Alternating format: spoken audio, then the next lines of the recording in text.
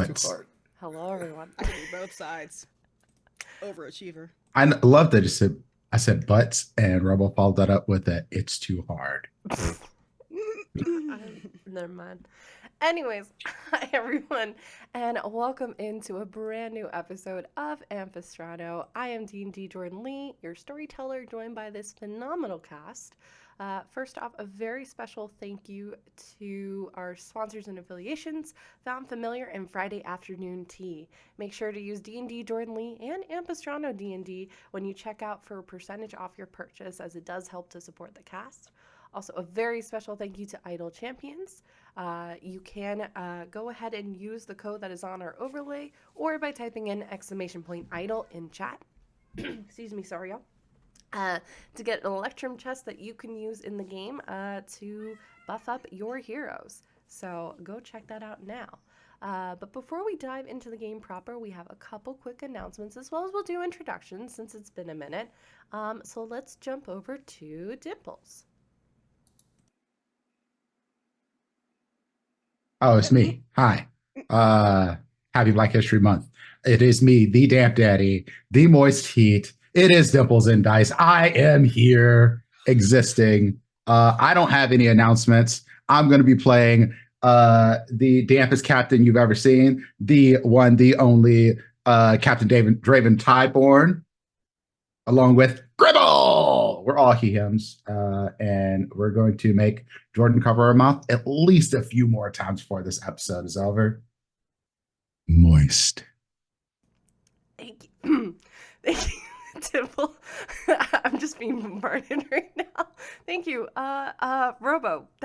Robo. I yell so much. Good lord. Good lord. Hello. It's me, Robo Goblin. I just might. You can find me everywhere at TTRP Gifts. And I do want to mention that Roll for Palestine is now live. You can donate. You can donate to Ko-fi.com, or say Coffee? Is it Kofi? Kofi.com. Coffee.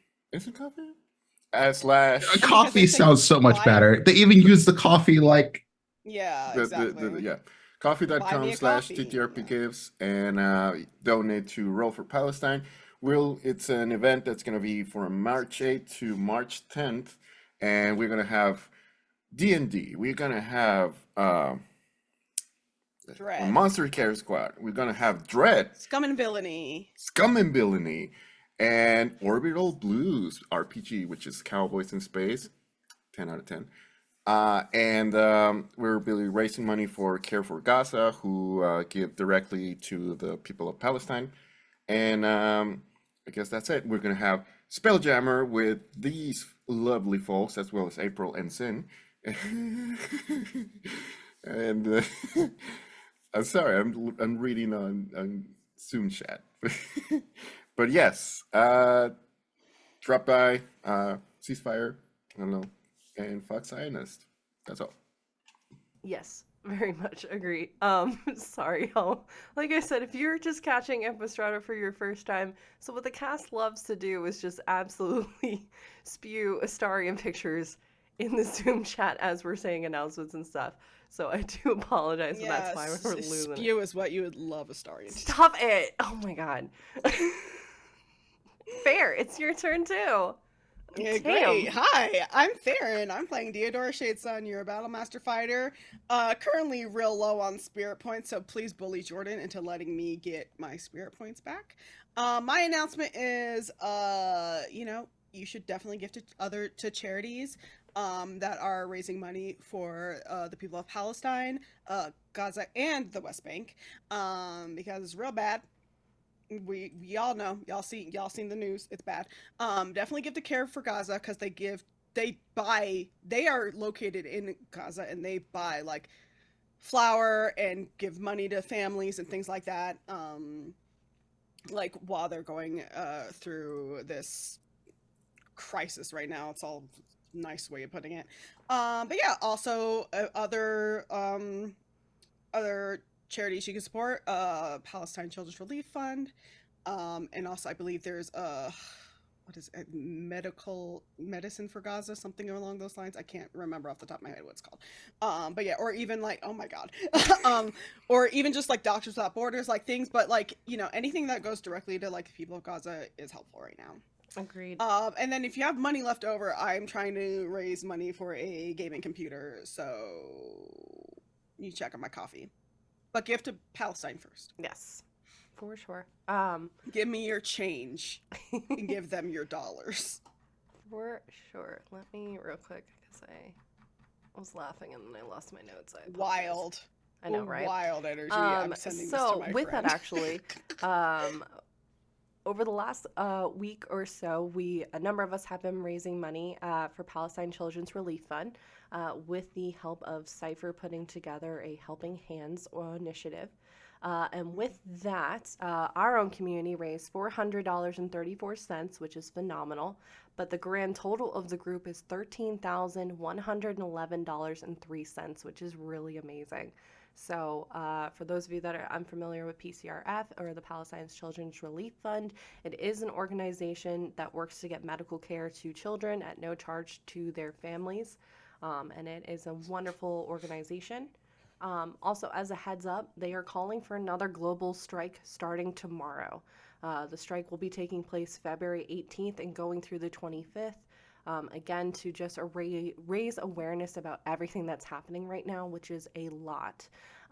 You can enter in Twitch chat right now, !BC, to get resources and information to keep you all informed. This is going to be anything from emailing your state representatives about the ceasefire, to which companies to avoid, and why, to, hey, you're neurospicy like us, and there's a lot of information out there, and how to kind of process all of that information. Oftentimes, I feel like there is an all or nothing kind of effort and initiative happening behind what we do. But it's really important to keep in mind of doing what we can and doing our part. Free Palestine. Sorry, that's in response to what's in Zoom chat right now, which is a no for me, dog. But free Palestine. So, like yes. I said.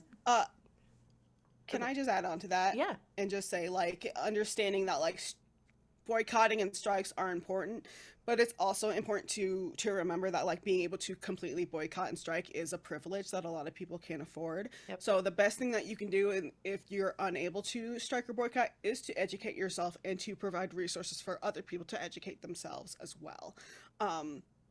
Don't be so hard on yourself if you can't fully commit, because we still have, like, unfortunately, we are all in a position where we still have to go to work to pay our bills and rent and stuff. So but as long as you are, you know, staying up to date, educating yourself, that is also very helpful. And amplifying Palestinian voices is also something that you can do. For sure. Yeah, do your best, but there's truly no ethical consumption of capitalism. No. So do what you can. And I can say, at least, we've talked about it before, but every couple times each year we do Games for Change on the channel. We will be focusing on some Palestine relief organizations for our next Games for Change, which will be happening in April.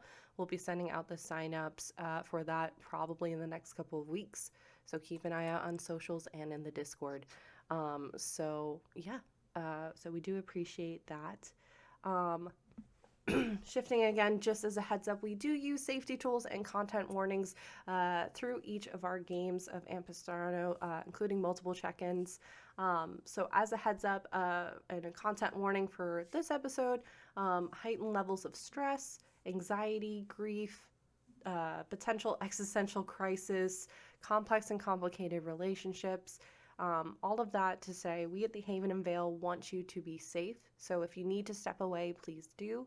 You and your safety do matter. So I think that, apologies, there's one more thing. Very special thank you, by the way, to our Patreon backers, which are Sphinx 7, Mama Strange, Fluffy Snowfall, Chris Gideon, Buzz Lightyear 42, and Goblin Katie for your support. You can head over to our Patreon, which does help to support the cast, as we would like to pay our cast for the incredible work that they are doing. And on there you can find a number of things, such as music playlists to write-ups about the characters. Hang on, apparently my volume is low, which means Zoom is doing a thing. So give me 1 second to boost up my audio, and hopefully it'll be better now. And I'll just keep an eye on it. And yeah, I think that is about it. Is there anything else before we move into opening credits? Nope. All right, y'all. Use lotion. Don't be ashy. Wash your ass too, honestly. Some of y'all I know don't. Lordy B. And without further ado, let us go beyond the veil of Ampistrano.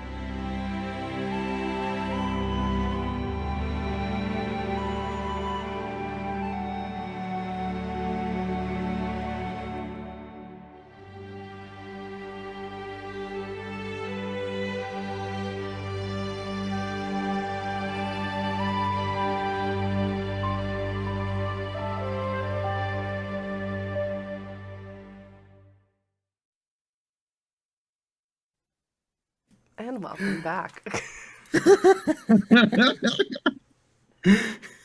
Also, thank you, by the way, Raiders. We just got double rated by Would Be Heroes and Sword and Key. Thank you so much.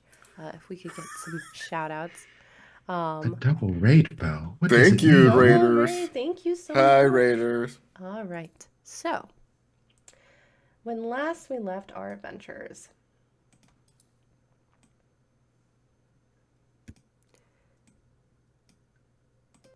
hang on 1 second. Sorry, the music's giving me a moment. The group found themselves ambushed within the Genora wetlands, with most of the enemies defeated save for an obelisk that was slowly zapping everyone of their spirit energy, with Aurea going down. It quickly turned into a tug-of-war over Aurea's soul as the group tried multiple ways to prevent her from being absorbed by the obelisk. Tobi offering up most of his spirit energy to create a guiding flame back.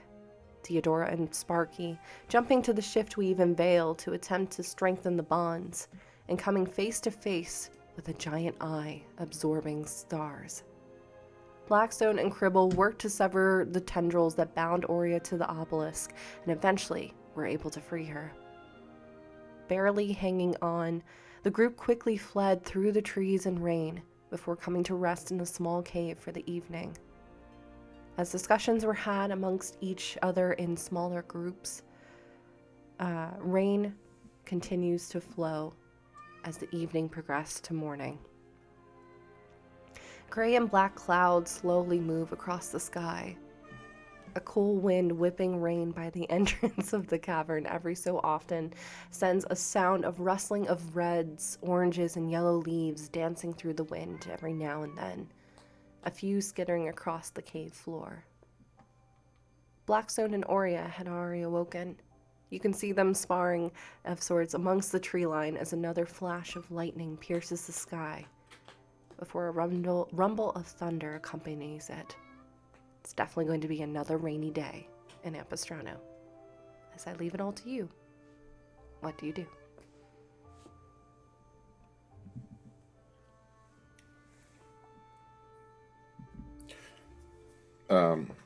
Are Blackstone and Aurea outside? Yes, you can see at this moment Aurea seems to be kind of guiding Blackstone through some kind of training. They seem to be either hitting the tree every so often that they're kind of throwing daggers at, or kind of trading blows every so often. It seems Aurea's kind of guiding them through some monk training, maybe getting some aggression out from the last couple days. Okay. I'm just gonna pet Bolita a little bit, wake him up, and I'm gonna start preparing tea for Okay. everybody. What kind of tea are you making? It's gonna be elderberry and saffron. Ooh, okay. Bolita next to you comes to with a little bit of chirping.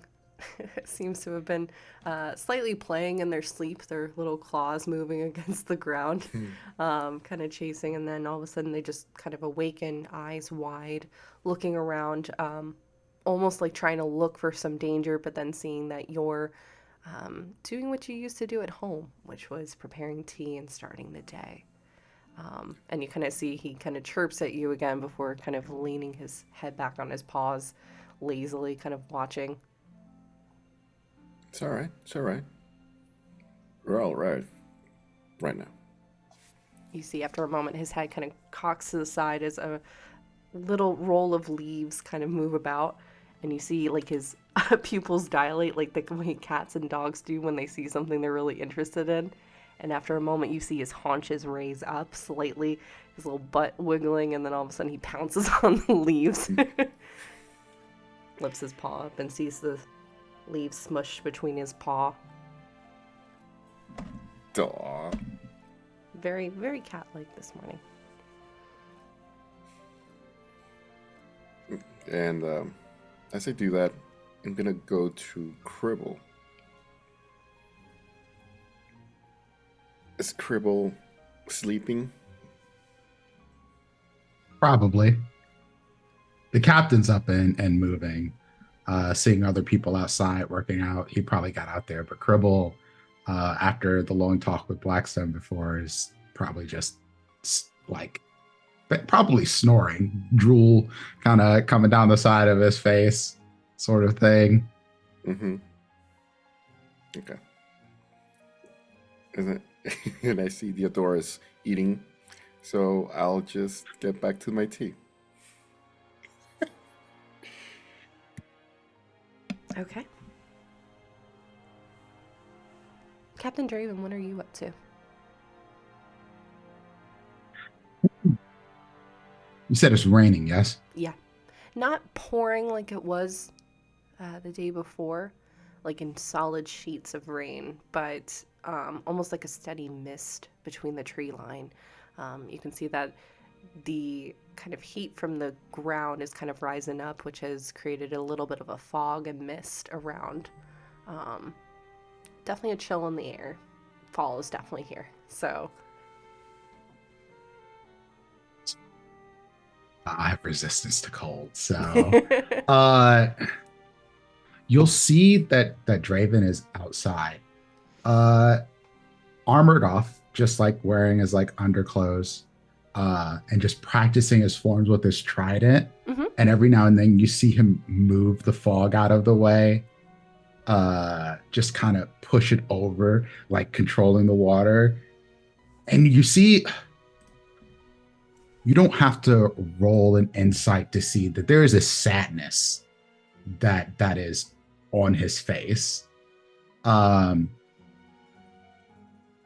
because he's kind of like immersing himself in this rain and in this water, but you can tell he misses the sea badly right now.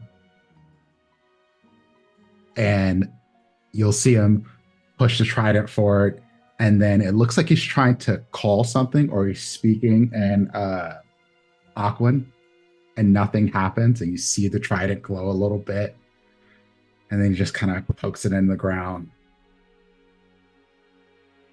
Shit. as you move around, it's like a small cascade of water as it comes down through the trident as you're whipping it through the air, doing these motions, basically creating your own tide on land. amongst the rain. I'm hoping you'll let me do this flavor without using my spell Yep. slot No. for this. Okay. Let me ask you this question. Would this be something that Draven likes to do each day as an activity for themselves that they find enjoyment out of? Okay. Like normally, like this sort of practice and the motions of the sword and the trident is like a regular workout routine for him. Sure. So it's like a daily thing. Sure. So with that, why don't you go ahead and roll a d20? This will be your spirit roll for the day to get some spirit points back. To remind everyone, because I know we have some new folks in here, we have a mechanic that is homebrewed called Spirit Points. It is the measure of basically one soul in the game. It is another point of contention in terms of hit points. So if it drops to 0, it is very possible that they can die from it as well. And it does not get replaced automatically. They have to roll each day a d20. The roll is then added to their current spirit point level. It grows with them. And they have to do an activity that they enjoy. And it can change. It was a 10. Okay, so add 10, which brings your spirit point total to 28 of 83. Yeah, definitely on the low side for you. You're feeling a little bit fatigued, but I think maybe the rain is maybe reinvigorating you a little bit, reminding you of the sea. Mm-hmm. Perfect. Diadora, what are you up to? Stopped eating because I got called out. Just kidding. I'm kidding. I think Diadora woke up uncharacteristically later than she normally does, just because of like the stress and everything from, you know, the battle in the night before. But I think in the time since she's been awake, she's been you know, training and playing with Sparky, maybe doing like short, like not going too far, because obviously we don't know what all else is out in the wetlands right now. Yeah. But like doing like, you know, some jogging, like running around, playing fetch with Sparky, and also playing like a version of hide and seek with Sparky where they both are like blinking in and out of existence, Sure. like to hide from each other. So, Why don't you do an animal handling check for me, please? Okay. See how well Sparky's gonna listen to you this morning. Oh boy, Sparky, come on, kid. 16. 16. So the much larger blink dog, now almost the size of a dire wolf at this point, 2-year-old, comes bounding through the trees, ears back, tongue lolling absolutely everywhere, kind of chasing after you as you both are playing tag. Every now and then you hear like the sound of it sounds like almost wind, and he blinks ahead of you at one point when you're kind of moving through the tree line, in this little bit of a cat and mouse game that the two of you are playing. Staying close, seems to be not wandering super far. You know this. I'm not going to make you roll insight because you and Sparky are so linked already. You can tell that there is a bit of concern about him, and he did this the last time when it wasn't Aurea that went down, it was you. So he seems to be kind of somewhat protective. Every now and then you see his head kind of quickly swiveling too if a branch quickly breaks or something like that. Just kind of immediately gets out of fun mode to like almost that squirrel reaction when dogs see or hear something outside. I'm gonna be very honest with you. Diadora does the exact same thing at the exact same time. Whenever they hear stuff, it's like, what? What was that? And then we'll be like, okay, it was nothing. It was like a mouse or something. Yeah. Like something under brush. Little chipmunk. And they just continue on. Yeah. All right. If you would like to roll. I would love to roll. Thank you so much. Thank you so much for this privilege of getting my fucking spirit points. I want the audience to know Literally Fair came in and was like, can I please get my spirit points back, please? Please, baby, please. I'm also going to use an inspiration die. Go for it. Ugh, 10. Okay. It's not terrible. So I am at 27. Okay. Feeling a little bit invigorated. You're sore, for sure. The kind of taxing energy you had to spend over the last couple days, you're being forced to move and process a lot of things at the same time. It's a lot. So you're feeling slightly better, but still very sore. It's kind of like the day after being sick, for instance. Just a little bit Yeah. sore and but still wanting to move around and do things. Sure. I think as I come back to like camp proper, and I see Draven trying to do, I don't think Diadora would have any clue of what he's attempting to do, but just noticing the frustration in his face a little bit before he like spikes the trident into the ground. We'll just sort of like not really say anything, but sort of like just like clap him on the shoulder as she passes by, like kind of comfortingly, like you'll be fine. Like, I get it. It fucking sucks after basically having most of your life ripped away from you and then you can't do shit the next day. So. And then Sparky does the dog thing where it's wet, and so he shakes himself out in the middle of camp. Draven just goes, "Thank you." And whenever you're ready, we'll start your lessons. I have the perfect book for you. And Diadora looks shook. Like,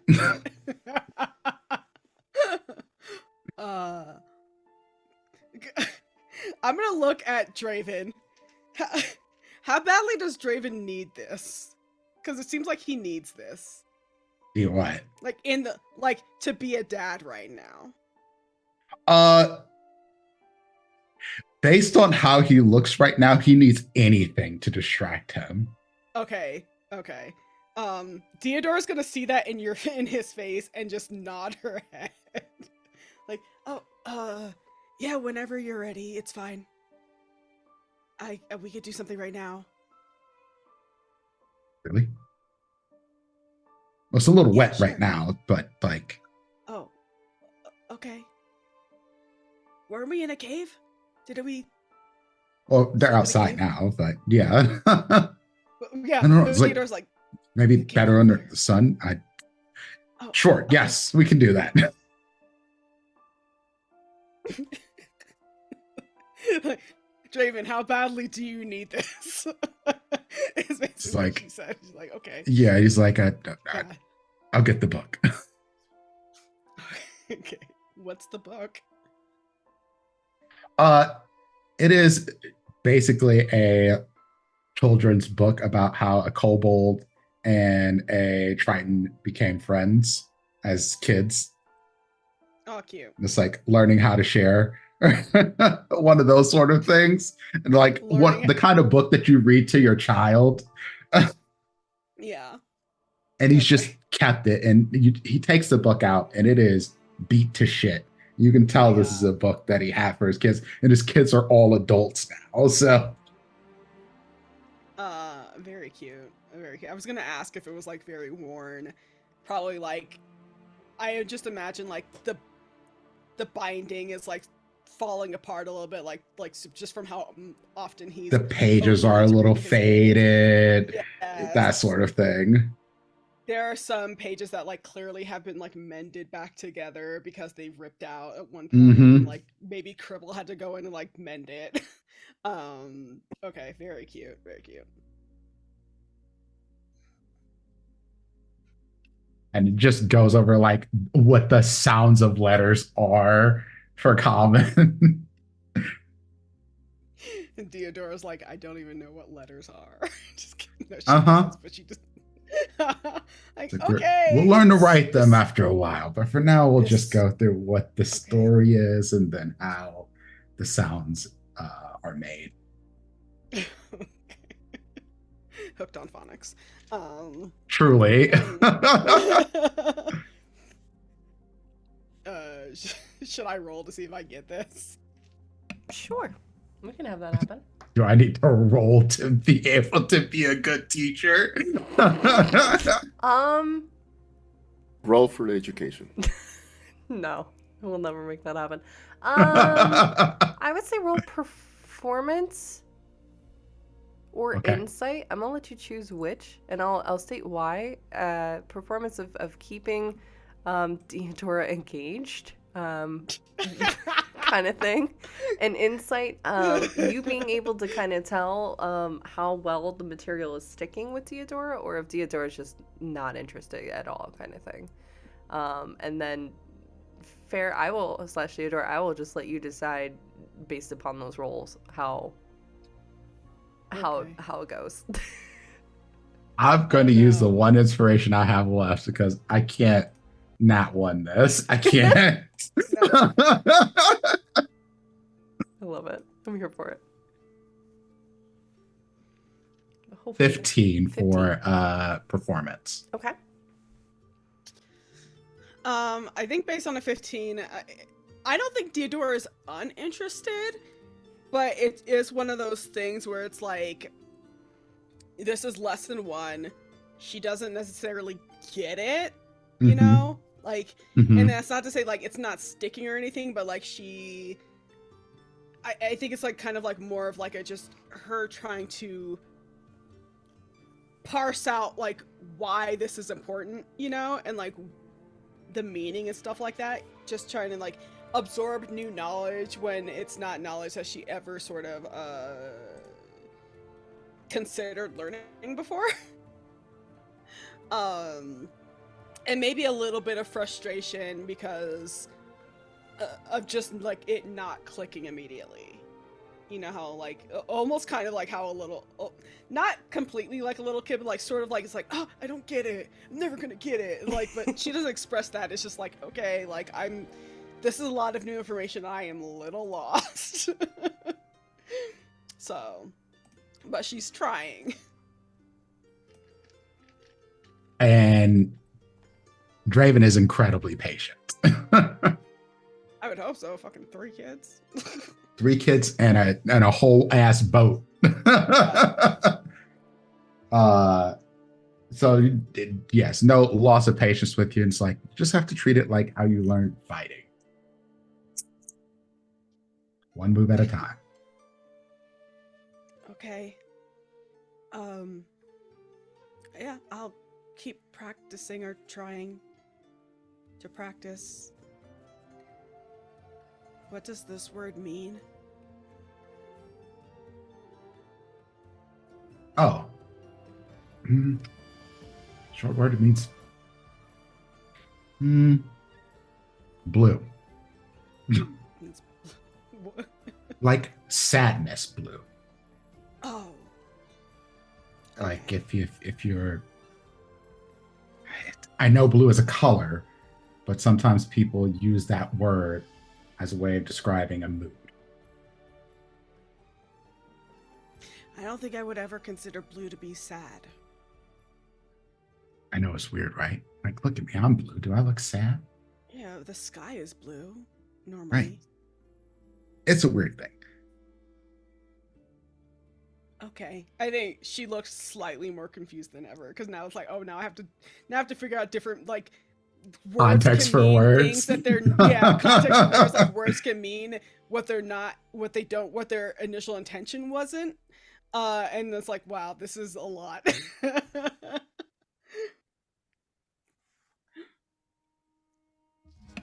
As you continue teaching and such, Toby, what are you cooking? Or you have tea. Are you doing anything else for breakfast to start off the day? No, I don't know how to make breakfast. But once the tea is ready and it's been steeped for a while, I'll just grab a cup, well, 3 cups, 4 cups, and I'll just offer tea for everybody. The tea is ready, if anybody wants. I'll take some. The kitty. I also got honey, if anybody wants. And I'll take a cup to Cribble. and just, hey, Gribble, how are you? You okay? I mean, as okay as someone can be after, watching the fairy die. Yeah. Do you have divine magic? Divine. Not not druidic or not arcane magic? Oh, then yeah, absolutely. Okay. Where did you, or how did you went or get that? It's really weird, right? Because it's just clutches of us. We all hatch from eggs and stuff like that. And every now and then there's one of us who gets nominated to be the abbot. Sometimes they use shaman. It's been a whole bunch of different words, but it generally means the same thing, a spiritual leader for the Grunk. And I got brought up because I had an affinity for learning new shit. Okay. And apparently there's gods out there. Some of us believe in them. And I started praying to all of them just to see which one might stick. And a lot of them responded to me. I thought it was really strange. Like, did you know that more than one god might talk to you? No, I did not. Yeah, it's weird. But then they get a little jealous of each other and stuff like that. But that's a whole nother thing. But anyway, I did that for a while. And as I got more and more, affiliated with the different spiritual magics, people started looking at me, asking me questions. And I thought that it would be about the things that I could do. But no, it was about what do I do with my life? Do I leave the clutch? Do I go somewhere else and do something different? And so spiritual leader ended up not actually being about the spirit, but about the spirit. You know what I mean? Okay. Huh. And the gods kind of helped me guide me through that. But then when it was my turn to leave, I had to teach someone this stuff. They had me teaching someone. You know how cool that is, but also very, very intimidating. And then I was like, well, if there's other types of affinities, like to the planet or to the green or to the weave, I figured I should probably learn more about those too. And that's what had me seeking out the Druid Grove. Oh, okay. I see. Do you pray to one god in specific? I forget all the gods, Jordan.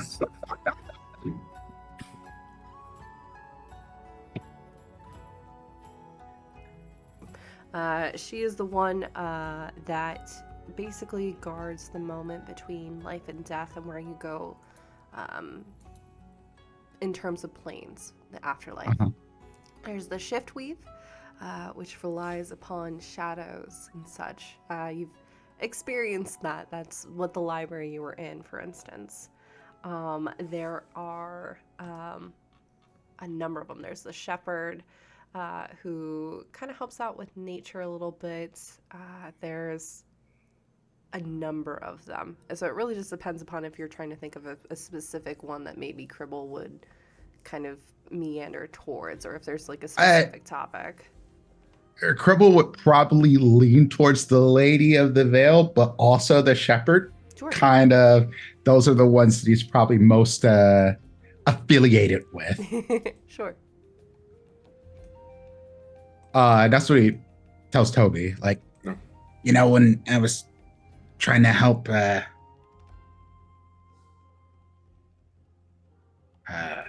what's April's character's name now? I'm missing Aurea. it. Aurea. Aurea. I'm terrible with names, y'all. And I was trying to help Aurea. I was leaning towards the lady, but it can depend.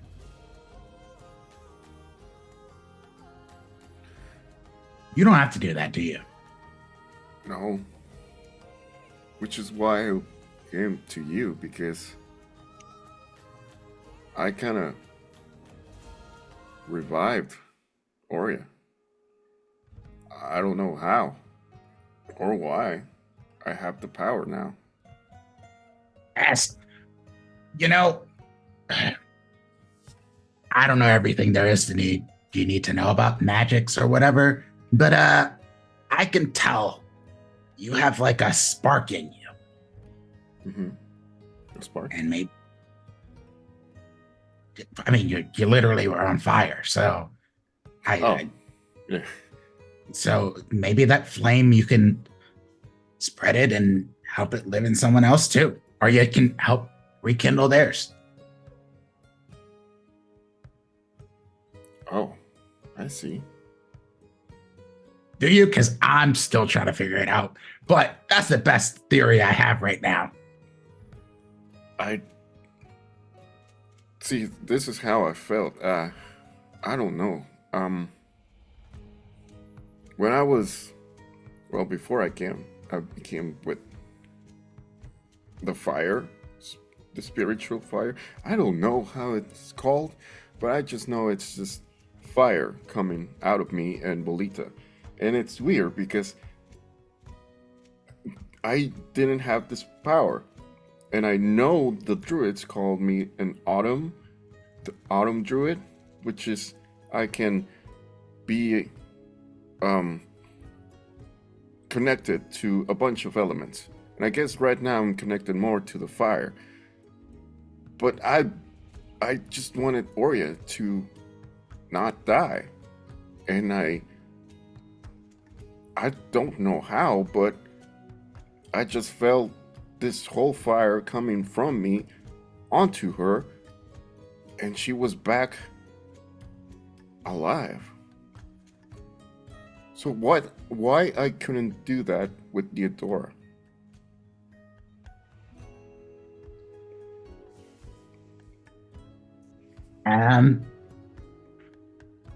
I have a theory, right?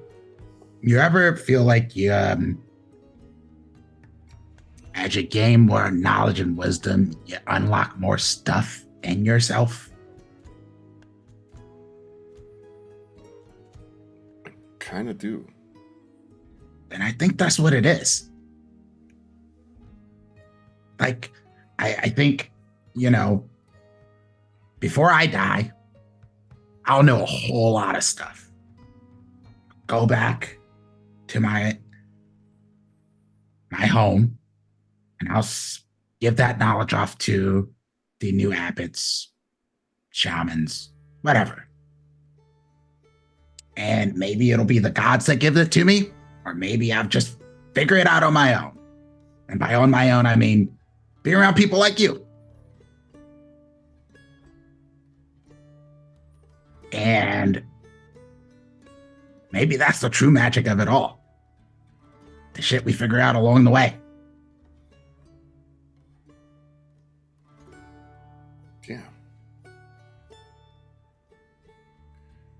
Maybe you just weren't ready at the time with Diadora, and the next time you were in that same crisis, you dug a little deeper and found something else. As you mentioned Diadora, you hear her just struggling with a book in the background. But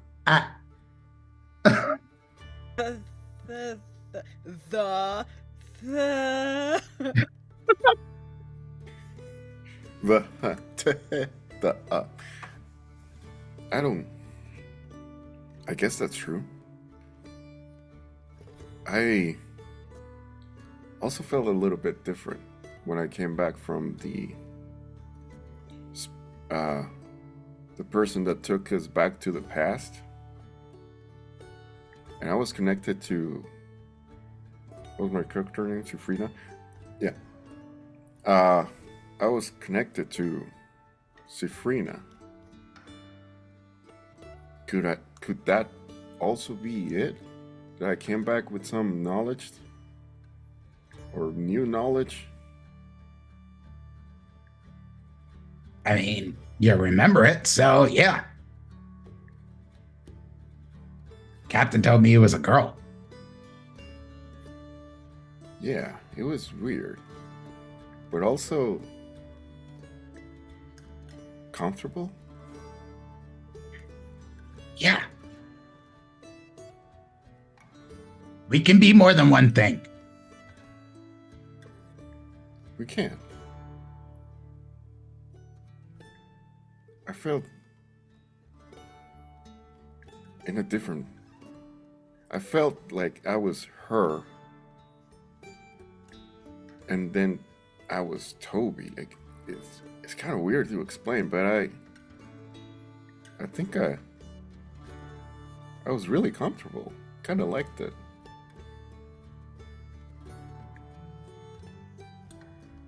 And Cripple comes over and pats you on the shoulder and says, life's a journey of figuring out who you are.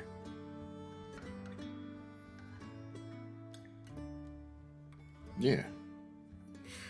Thank you for talking to me about all this stuff. Yeah, Do you- hopefully my kids listen as well as you do. How many kids do you have? 12. Wow. Okay. And where are they? I'm back at home. Oh, okay. It's different from us. Just tadpoles running around, and then they grow up, and then they're like causing ruckus and stabbing things with little pokey sticks. They call them spears, but they're not really spears. And then I'm like healing them after they fight each other. It's a whole fun thing. But they're adorable. Just don't hug them. They put out so much poison, like way more than my skin does. That just backed up a little. Okay. Okay. No, just kidding. I wear gloves. Don't worry. No, he totally doesn't. Okay. So, I know you wanted to learn druid magic. Mhm. Do you want to start now?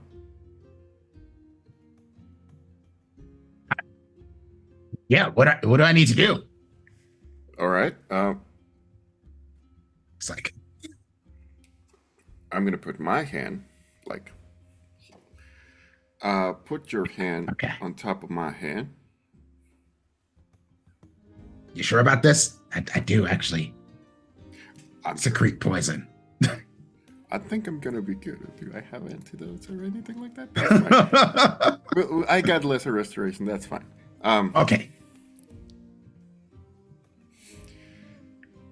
What I do, or what I always done, was that I was connected to nature itself. And nature comes in many forms. And right now, I am thinking about an acorn. The acorn is connected to a tree, and the tree is connected to the soil, the ground. So technically, it's all nature itself. And as I say that, with Druidcraft, I make a tiny little acorn.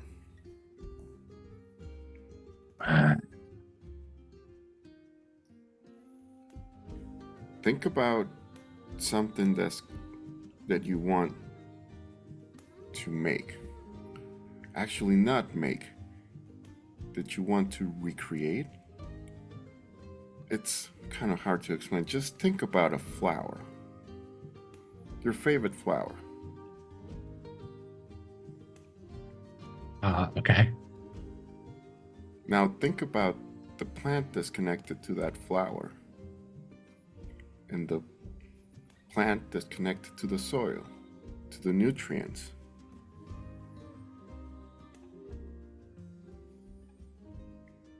Okay.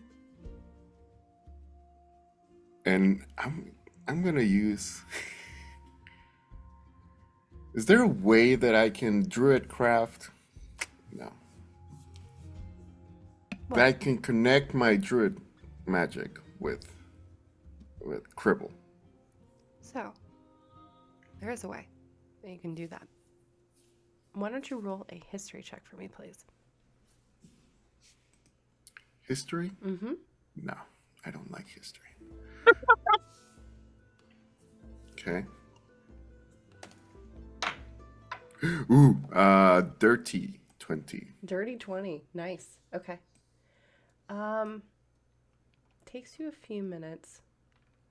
You have to think about it because you've heard about it in theory, in lessons with your parents back home in Illipin.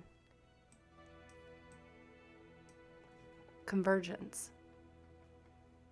A very powerful magic that's innate, that can combine, connect, allowing you to mingle your energies, whether that be spirit or nature or the arcane, into something else. The example that was given to you as a child was the idea of someone holding a candle, but someone else needing a flame. And you dipping that candle to someone else's torch and allowing that spark to spread. With that, those combined energies, it can be used for a number of different things. Healing. It can be used for offense, defense, or just being. It's complicated. Requires a lot of trust between individuals, if not complete trust. Knowing that person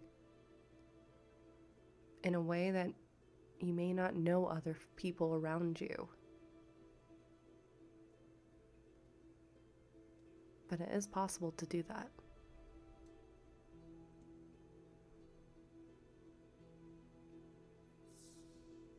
Okay.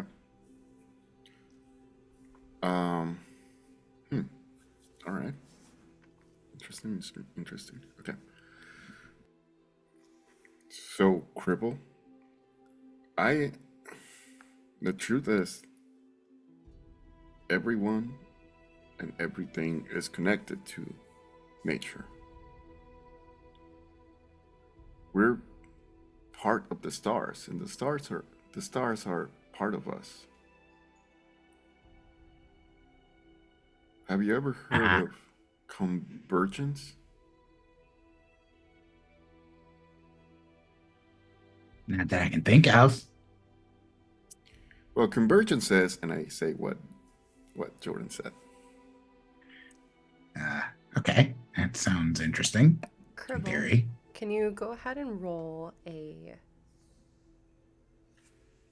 history check for me? Okay.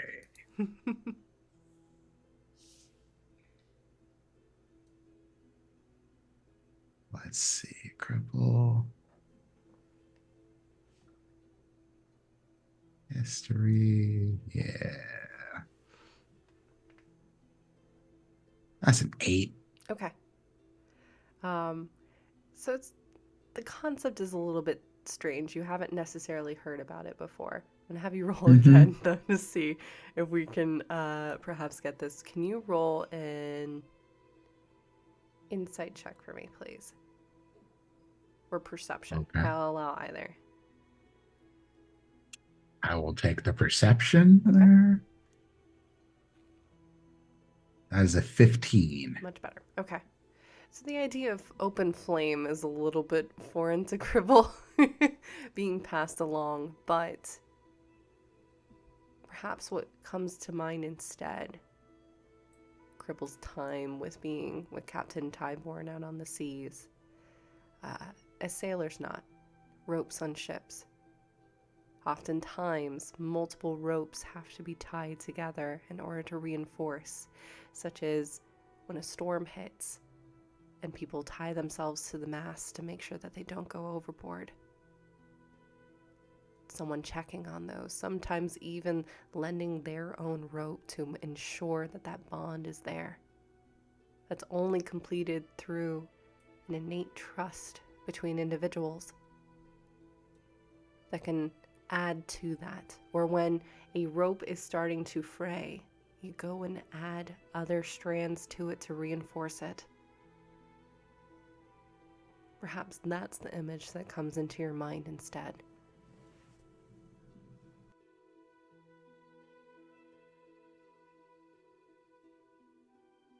Okay. Hang on 1 second because OBS just dropped.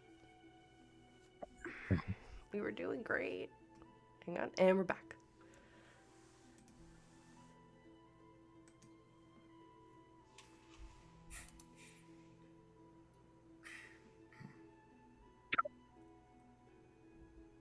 But perhaps that's what the image that comes into your mind, Cribble, of that That Okay. image? No, not that. Messy. Cribble sort of explains that in a very, very roundabout way to Toby. Like, it's kind of like a knot, but like you hold together and yet sometimes you have to mend the knot. It's not a great explanation, but he's trying.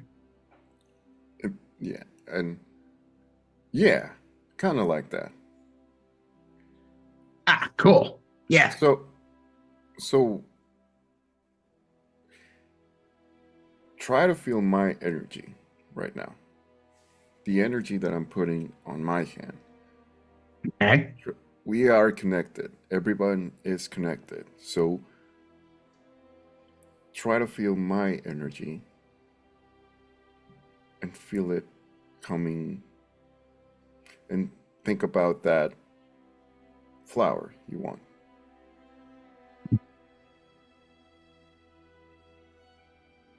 Right. Thinking about the flower. I'm Am I gonna supposed to tell use- you the flower? So no, you don't have to. Okay. Concentrating on not poisoning you. I think this is possible. Mm-hmm. Uh-huh. That Yep. would be nice. That would be nice. And I'm gonna use Druidcraft to like make a tiny short burst of air. Like surround the Cribble's hand with the air, like tiny energy coming in. I don't know. We can. Go ahead. Do you want to say something? I think while you're doing this,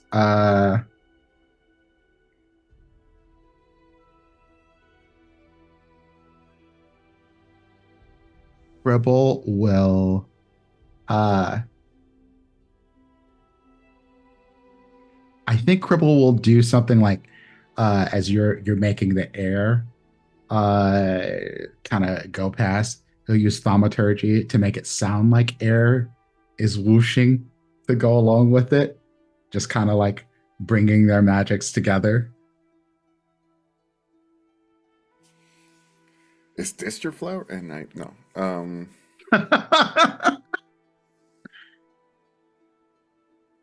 Yeah. David Blaine. We can keep working on this. But I think, do I feel anything change from Cribble? I guess in here, you guys in Jordan. GM, the DM. So, Cribble, how hard are you concentrating on this? Cribble is really trying to Okay. like follow this concept because this is what Cribble came here for, just to Sure. learn something new.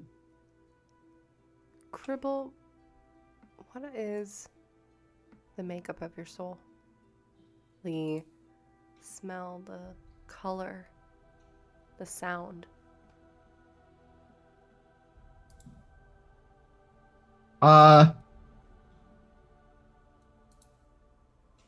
Have you ever been to an aquarium? Yeah. And you know where they keep the amphibians and things of that nature? That Yes. sort of damp, swampy smell, just like amplify that to almost like a Florida swamp, Sure.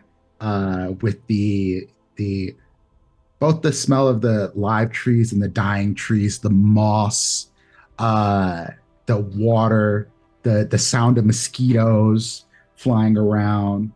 Um, all of that is kind of what the vibes you get from Cribble. Sure. It is little ponds where the eggs have hatched into tadpoles, and there's little tadpoles floating around in them, just getting their legs to them and crawling onto dry land, that sort of thing. The lily pads, the water lilies, the lotuses, the dragonflies, all of that, just those sounds and smells of nature. So it's actually not like it's very much druidic almost, and just the connection to nature um that is in like Cripple, you know what I mean? What color?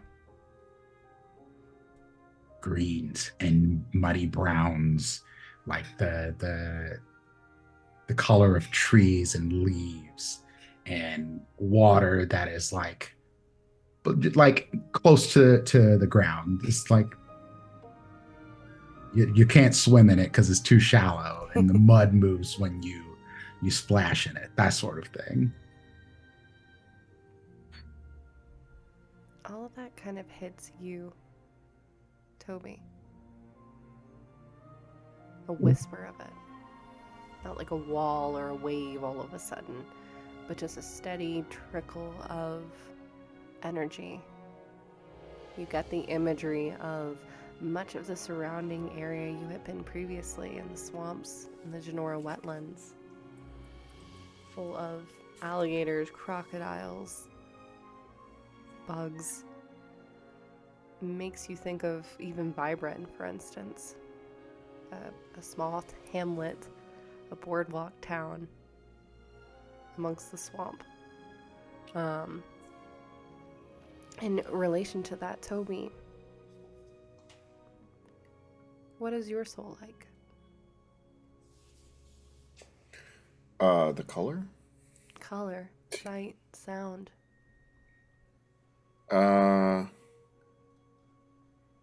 An empty forest, teal, grass, a lot of big trees. There's a particular smell of acorn, and then smell of feathers coming from the owlbears. Yeah. Cribble, in turn, you get that. A rustle of leaves, feathers moving in the wind.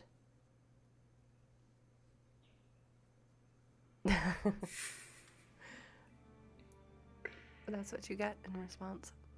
And right now, it's as you're watching this happen, you can see the greens taking up one side of this acorn, and the teals taking up the other. And at the points where they meet, you can see almost like there's a little bit of electricity, a current, as the two souls are right now not completely merging, but pretty close.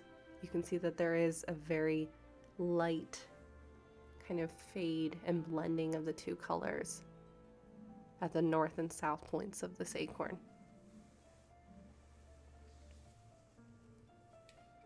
Still uniquely yourselves, but both of you having a part to play. See? Look at Holy it. shit. You're doing it, Cribble. You're doing it, Peter. You're doing it. I was waiting for you to do that.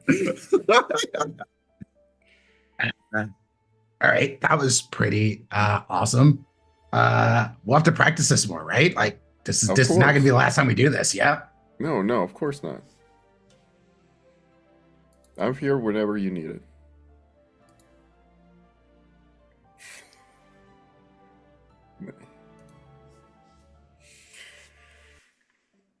I'm just gonna. With that, can I get a couple of spiritual points? Yes, you can roll for a spirit check.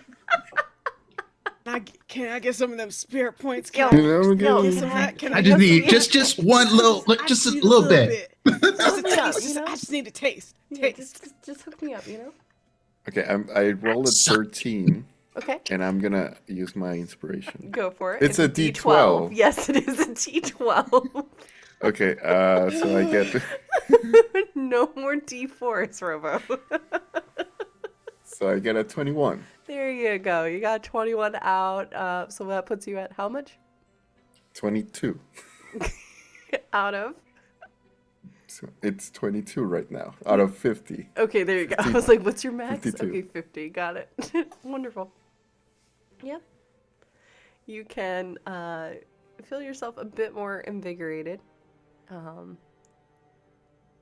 Since your journey has started, you've been having to try and figure out who you are. And while you do have some answers, there's still a lot of ambiguity to it. But perhaps you're starting to feel a little bit more confident in yourself. And this is the manifestation of it.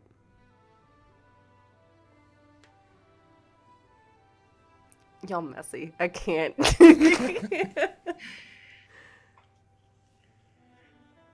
Anyways. Anyway. Fucking can't with y'all. Oh, chat. You're missing a lot of stuff. I hate it because I can feel myself blushing. That's the thing. Diadora, you're still working on that book, or did you move on to something else? At this point, we're approaching probably mid-morning, so probably around getting close to lunchtime. The rain is still steadily falling outside. Doesn't seem like it's going to be letting up anytime soon.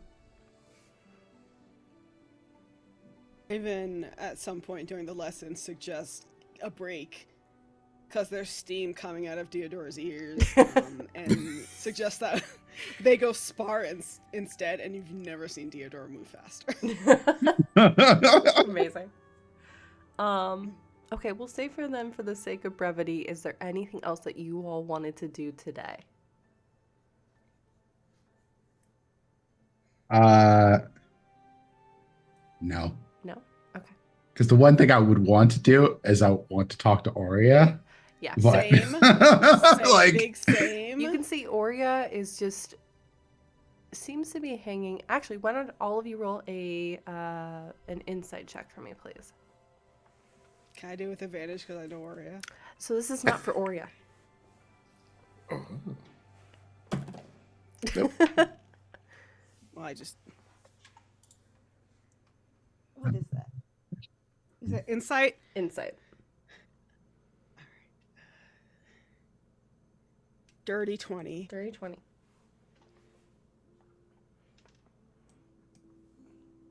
Robo, what? 36. 36. Got it. Wonderful. I got a 23. 23. Toby, you are still kind of... Toby's asleep. Yeah. Nah, Toby is like checking in on Melita and talking with Cribble so much and the excitement about it. To have someone that is as excited about nature and trying out those things and, finally getting to try convergence after hearing about it in their studies growing up, completely different. So it's a bit more absorbed in that. It is not necessarily, for lack of a better term, reading the room as much compared to both Diadora and Captain Draven. You notice that Blackstone seems a little bit off. Seems to be very much in their own head. The broken kind of box of items and such that had been given to Blackstone when you all left Felk haven't been touched. You kind of see he doesn't seem to really be wanting to mend anything. Seems to be more introspective. A little bit uncharacteristically quiet for Blackstone. as they are always the voice of questions or wanting to know more how things work, why they work. And Aurea seems to be hovering. Aurea always floats when you all are moving around, flying instead of walking, but seems to be almost acting like the moon itself, trying to guide Blackstone, but also keep an eye that they don't wander too far. Both seem exhausted still, but they both just seem a little bit more distracted, and I think Aurea would give you a look, Diadora, of just like, probably need to talk with Blackstone at some point, but right now it's okay. And we kind of see like those, like the red glowing. Yeah. Just not, definitely in the time that all of you now have been traveling with Blackstone, but even Aurea too, both of them seem a little bit off. There's been a lot that's happened in the last 24 hours.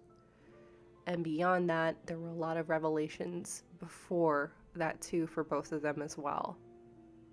And that carries a weight. And I don't think perhaps there's been enough time to process all of that. So it's kind of a perfect storm of things happening.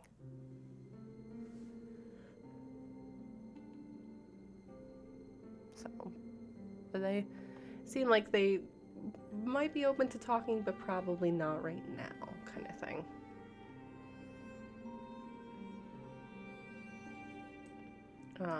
But if there is nothing further, then we'll move forward to night. Who is taking watch?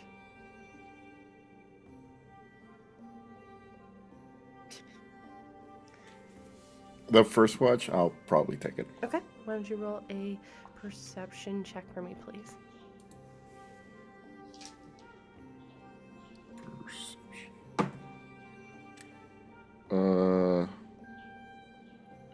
16. 16. Every now and then you can kind of hear the wind howling outside of the cavern as rain continues to pour. There's now like a steady little trickle of rainwater kind of coming into the cavern. A small little river of sorts. Not flooding it. You're not in any danger of having to need to move to higher ground or anything, but there is just a steady little flow of water moving through. Nothing really happens during your watch. Okay. All right. Then I'll wake up the next one who's Okay. taking watch. All right. Draven, if you wouldn't mind rolling for me, please. Got it, dude. Got it, dude.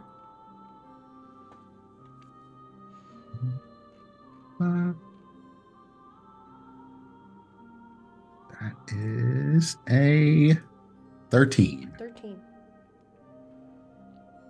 Rain continues to howl.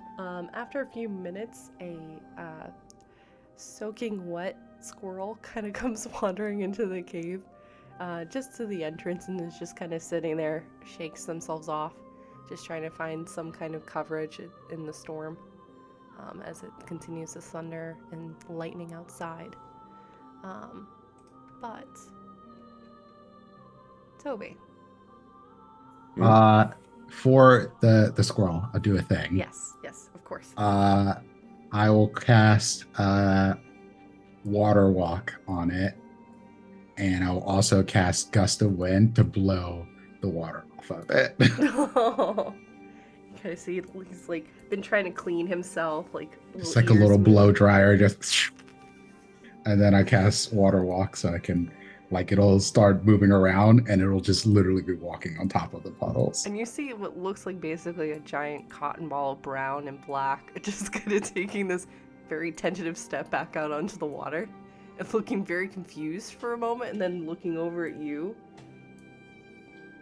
and then just kind of skirts off into the outside. But Toby, What? I'm asleep. I know, hang on. There's a thing that happens. So.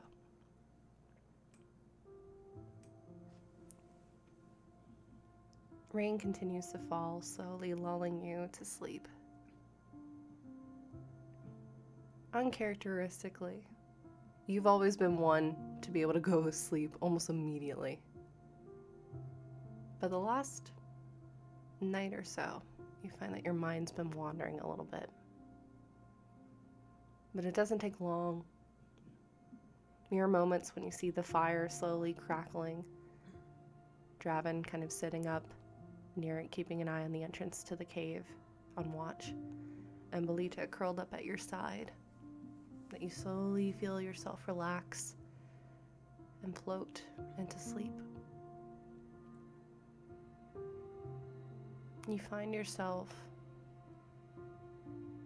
amongst the trees back in Illipin, the farm that you grew up on, the grove, the conservation. But you are not alone. To the side, you feel a presence next to you. To your right.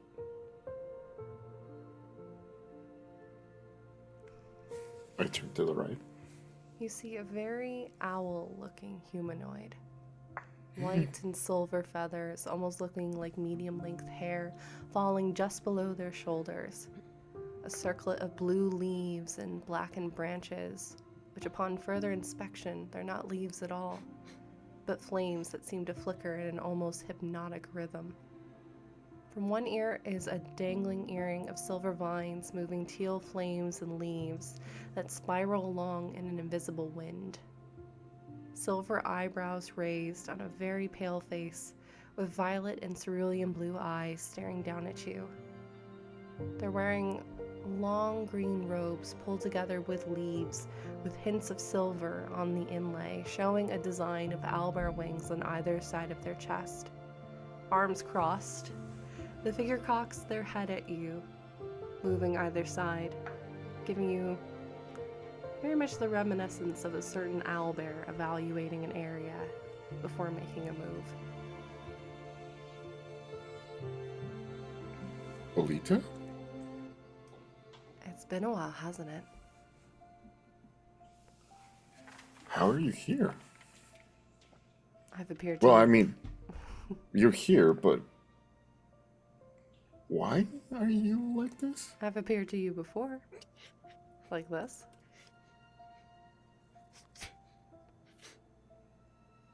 Yes, but I'm just surprised to see you like this again. Well, I actually have energy right now. And it seemed like you needed a check-in. I do want to say thank you for what you did back then for me. Back when exactly? We've been through a lot. I felt like if it wasn't for your help, I wouldn't be here right now. And I think you did something.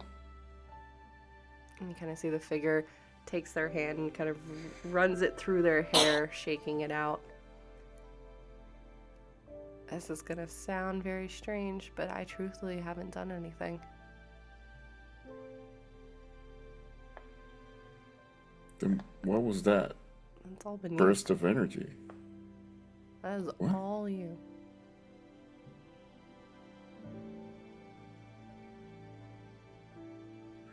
Oh.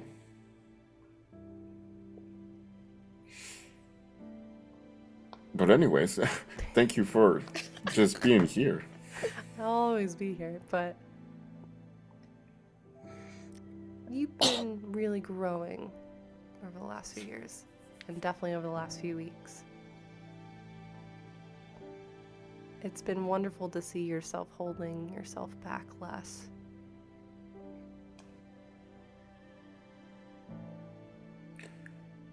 I just want to protect them all. But how are you protecting yourself?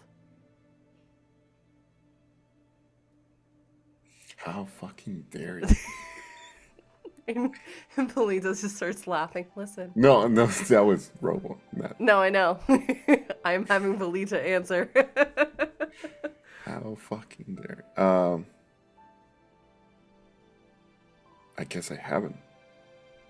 I'm putting myself out there as more of a shield, so they don't get hurt. Which is important. Not many people would do that. But even shields need maintenance. And you won't be able to protect them if you can't protect yourself. It's like when your mom is making breakfast in the morning. And you know, every now and then she runs out of butter as she's kind of putting it on toast.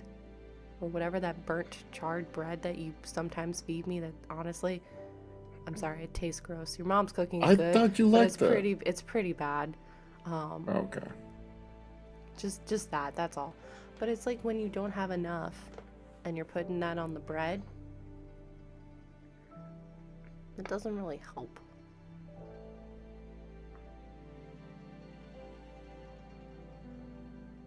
You have to take care of yourself too. How? Well, listening to yourself a little bit more.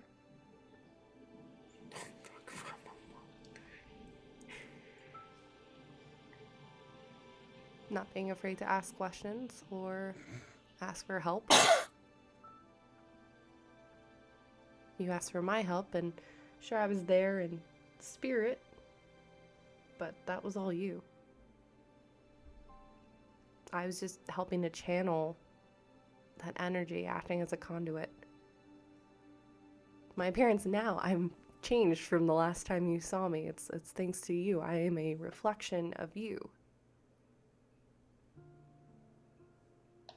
Are you also growing Yeah, like me? that's what bonds do. You either grow together or you don't.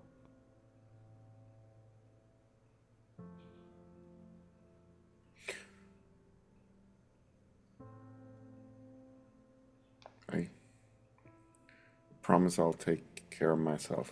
You too. had better, because I will definitely kick your ass. Listen. Thank you, Olita.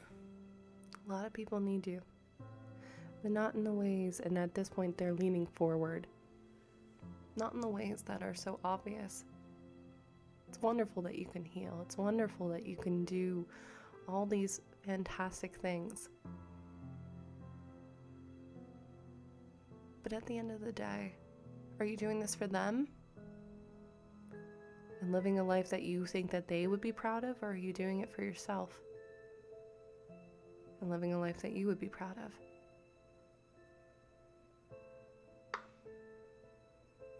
Tobi just stayed silent.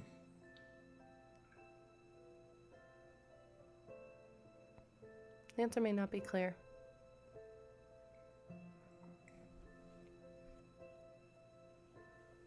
Yeah.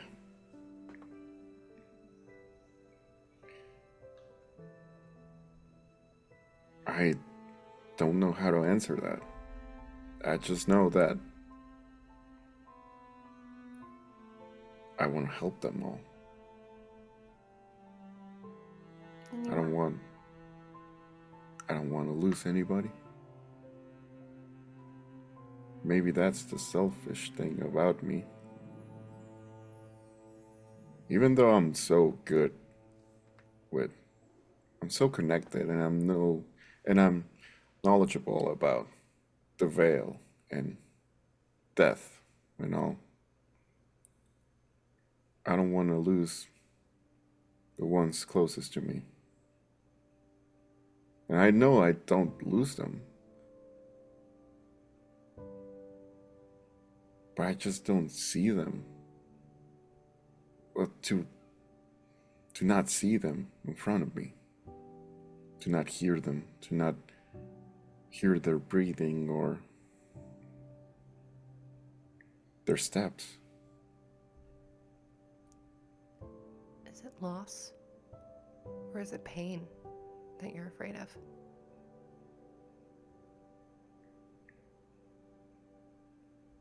I guess it's the loss. Loss is a part of nature. It's a part of life.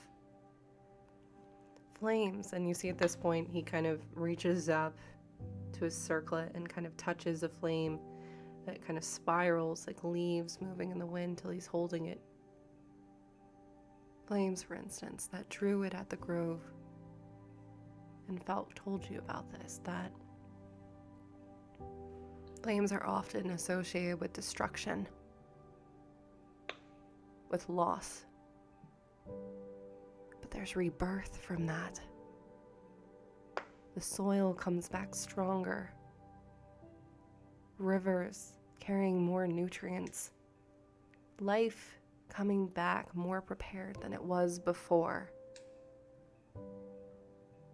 Change and loss are oftentimes interchangeable. You're gaining something new. You're not losing your old self. Your self is still there. But you are growing. The friends that you started this journey out with, you have, and those bonds are even stronger for it. Because of that loss. But you can either choose to run away, to freeze, or to push forward. What will you do?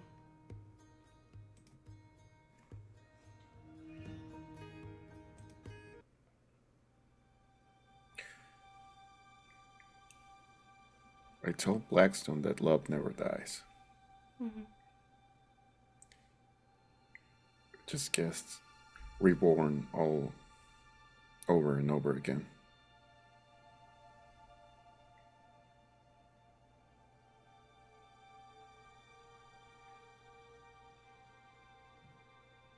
I am afraid of losing that love.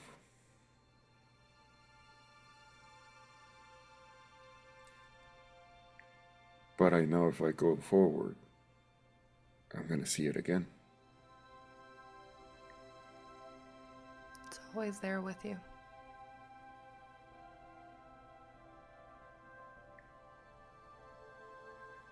I guess we move forward together.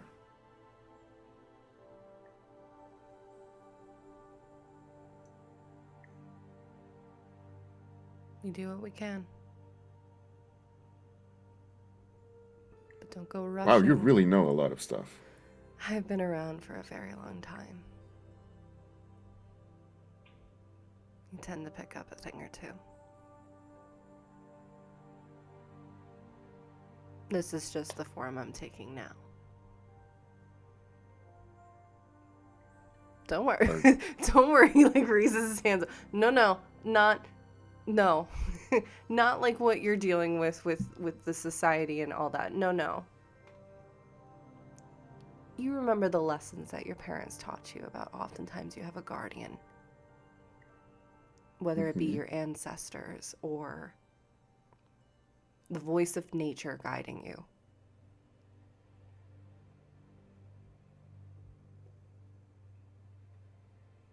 That's all I am.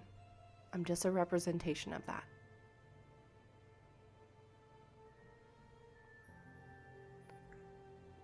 And I can see the question in your brain. If you would like to insight check, you're more than welcome to. Oh, 21. Telling the truth. There is no deceit. There's no malice. Just a spirit that's just trying to pass on what information they have. There's a consistency with them. When you've commingled with Cribble's soul earlier today, when you mingled your soul with Oria's to bring them back, both of them felt fleeting. quick raindrops in a storm for quickly moving on, or snowflakes in a snowstorm. This one feels consistent. Not raindrops, but the storm itself. An anchor.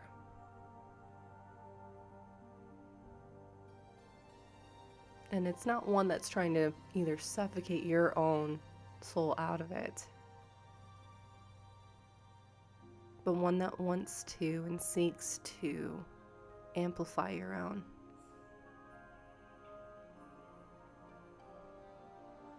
By just having you be you. Nothing more.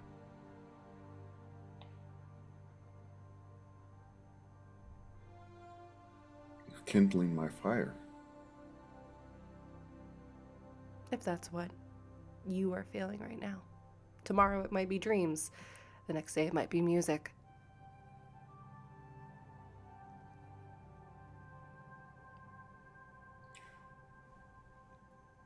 I'm getting more comfortable with change. That's what it means to grow. Sometimes being very uncomfortable with the constant change. Makes sense one moment, and then season changes.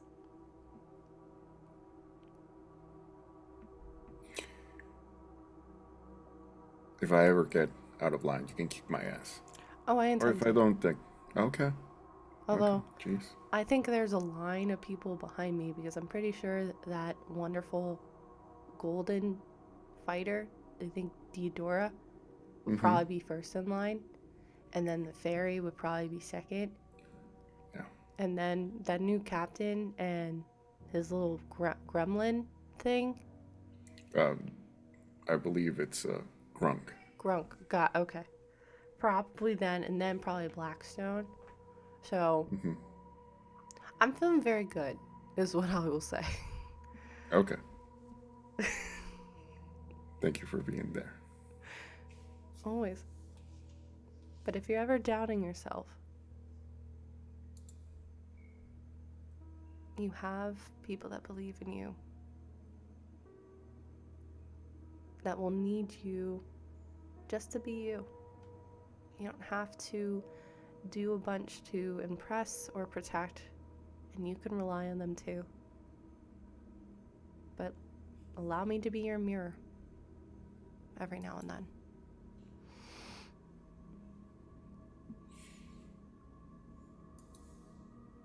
I'm gonna let you sleep now. Okay. He just kind of pats your head and gives you a small wink. And Alright. Can I give them a hug? yeah, you kind of see they freeze for a moment and then kind of return the hug back. Good night, Belita. Good night.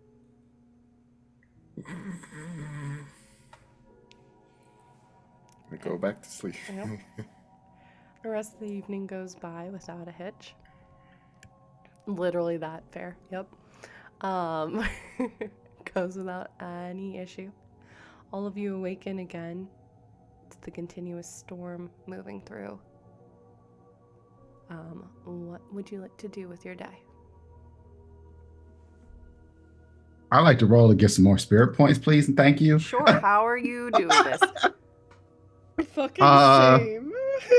Y'all messy as hell is what I will say. Damn it, fair. Jordan decided it was okay to put me and Thayer in the same place. And we're both dealing with the consequences All I'll of say this. is it was taking everything in me not to look over at the Zoom chat because I knew y'all were popping off, and I was like, nope, absolutely not. I'm not looking over there because I know it's gonna make me giggle. And then I took a glance, and that's why I started laughing. Not the Naruto. I mean, what are you doing this morning? I guess more teaching of Diadora. Okay. I mean, that really, like, doing dadly stuff is kind of his vibe. Sure. So I think that feels right. Okay.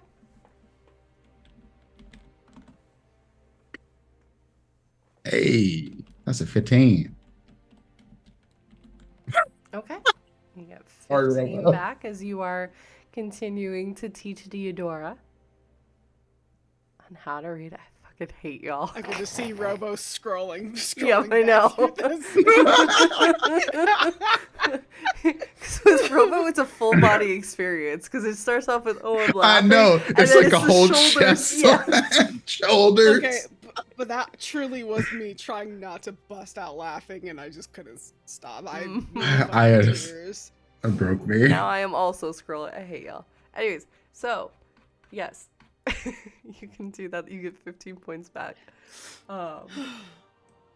What are the rest of you doing? Probably at this point, like I said, it doesn't seem like the rain's going to be letting up at all. Okay, then spirit points. Spirit! Spirit. Spinach Oh, points. I mean, please. we can get moving. We don't Yeah, have to I stay was here, gonna even say, in the you rain. do not have to be staying in one place to do all the spirit stuff. We've done it in the past where you all have been kind of moving and you've been able to roll as like Diadora's played fetch and such. Yeah. So you don't have to stay in one place at one time. Though I do think it makes sense to have one kind of rest day to kind of reconnect yourself. So I think Yeah, that's I'm fine. okay with that last day being a day where we weren't doing stuff. But Yeah. I'm like, We now, were, Yeah. but not the moving No, forward. we gotta go. I mean, like moving towards our goal place. Yeah. Yeah, So- we got to go. Okay. All right. So Sounds good. As we go out of them, I take out my lyre and I sing. Okay. Wanna do a Now we'll performance? walk 1,000 miles. Oh no. What? Deception? No, Oh. performance. Performance. yeah, roll a deception check for that one. 23. 23, okay. Performing Okay, very win. well. That dream may be inspired. I don't know. You If I slept could really well. walk into the sky. That's Oh, amazing. Every time you Draven do joins that, in on this. yeah, Valita will be joining in on you. Think See? time what passed me by. I I also rolled. I rolled for it just to see what I get. Yeah. That is a 22. Oh yeah. Holy shit. Damn. I'm gonna roll a check to see if I like this. I'll go for it. I had 12. What does that mean? 12? It's okay. What do you think? It's I mean, if we roll this well, you like it. I don't know. Would this maybe be something that Diadora vibes with? That's up to you to interpret. It might be No. new. Yeah, it might be It's- new. I don't know if she It's- likes it. Okay. I think it's something. It's new, so she has to try to feel out if she likes it or not. Sure. Also, neither of them are on. Like, it sounds like maybe somebody's offbeat a little bit. Oh, it's Cripple. Uh, Cripple's joining in and just fucking it all the way up. Amazing. And you know I'd walk 1,000 miles. If I Theodora could- still has like those the wax like plugs that Blackstone made for her a while, Little like in headphones, season yeah. 1, and she kind of just puts it in her ears like surreptitiously, so she like it's kind of like loops, so it's like blocking out a lot of the sound. Yep. I don't She's know just vibing. I don't know I actually why didn't the- roll that bad with Cripple either. I love it. I don't know why the hell I have +5 on my performance, and I guess I'm proficient in that. I don't know. More than I have. Guy. Yeah, charisma. So That's okay, but I'm proficient in that, I guess. Yeah. So Toby is all about, yeah, it's Vanessa Carlton up in here. I love it. And who It is Is that like, I Vanessa don't know who that Carlton, is. though? that? Is yeah, It is Okay. Vanessa Carlton. it Yes. is Vanessa Carlton. Okay. Who is leading the charge as you all are heading out? I'm assuming trying to get back on the main road. Okay, go ahead and roll a survival check for me, please. You can assist, of course. No, that's I'm what not I was gonna proficient at ask, it. first No, of all. Damn. you First off- just roll with the advantage. Firstly, that's not even what I was gonna ask, Okay. and this has nothing to do with that. I want to get my spirit points back too. How come I get skipped? I thought you were literally going with the music, but okay, go for it. No, no. I Shit. think that deducts spirit points, to be honest. No, I'm kidding. Go for it. What are you doing? Are you playing with No, Sparky? Diadora, as she leads the pack, Yep. she'll be playing fetch with Sparky and stuff. Okay. And like, And also just like, I think like map consulting and just fixing her map every once in a while. Sure. I believe we also talked about how that's kind of goes towards her spirit points because she likes doing that kind of stuff. Yeah. But yeah, and then she's like focusing on traversing, like following the trail, and not so much on the singing. 1000%. Okay. And I'll roll the survival check. What is that? Okay. What's my modifier? I think she's distracted. She got 12, or no, 13. Okay. Is distracted. A little distracted by the music, and then you're having to put your earplugs in, so now that's a sense that's been cut off, and that always feels a little bit weird, different. Yeah. So yeah, but you think you're pretty good. And then for spirit points, I got a 17. Amazing. Which puts you at something with math. Wonderful. You see Draven looking at his map like, because I got navigator's tools out on like calipers and Yep. I don't. You know you're Okay. good. I'm at 44. Nice. Out of 100. Okay. So Okay, not that's- that great. Not that nice. You're doing better. I'm at 43 out of 83, so I feel good. Getting there. You know, from consulting the maps and just the journey out here, it does take a couple days, but you're going to probably be approaching Illipin in the next 2 at the rate that you're going. So you didn't go off course with everything that happened. You haven't lost time. Diadora's trying to find a way around Illipin. I'm not trying to stop there. We spent a whole season there, baby. sure. Trying to go. Why don't you roll a history check for me real quick? Whole season. 10, 10. Okay. I think. Yeah, I have a +1. 10. 10. Okay. So you do know a couple things about Illipin. Yes, you did spend an entire season there, but the whole reason that you left Illipin in the first place was to go look at a possible cure for Greenwich, which you are now in possession of. Oh, right. As well as, Illipin is a river village. So, theoretically, it is very possible you all could hire a boat, which could then travel you down the river, saving you a lot of time to potentially get to the mountains, and then Jorix afterwards. I know it's been a while, so that's why I'm giving all of this to you, because it's literally been months. Yeah, I was about to say, you made me roll for that and then gave me everything. Yep. I know it's been literally months, so I was like, I don't know if they remember even why they left Illipin, so let me just remind real We're quick. just watching. I feel like Diadora would probably remember. I, as a player, just want to get the fuck out of Illipin. So I was like, anything to get me to leave, I'm out. Yeah, that's We'll up be to here you. for, If you want to skip I'm not trying to spend Illipin, another fucking season. if you want to fucking skip Illipin, that's up to you. But I'm just saying. No, I as a player want to skip Illipin. Diadora would not skip. She remembers her promise. Yep. And you don't have to And be she's that a better long. It can be person less than than I a day. am. It can be less than a day. I'm not saying you Have gotta you be met there the us? whole time. Have you met us? Yeah. Have you met this crew? Have you I met have. us? It's gonna be the whole next session. Nope. I don't think it is. So let's go hire a boat. So, so the initial survival check was a 13, you said, correct, Diadora? Yes. Okay. The day goes by relatively without issue as the rain continues to pour down. You think you're pretty much doing good time.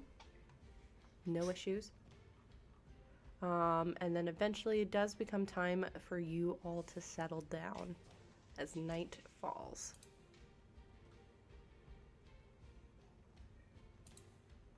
What are y'all doing?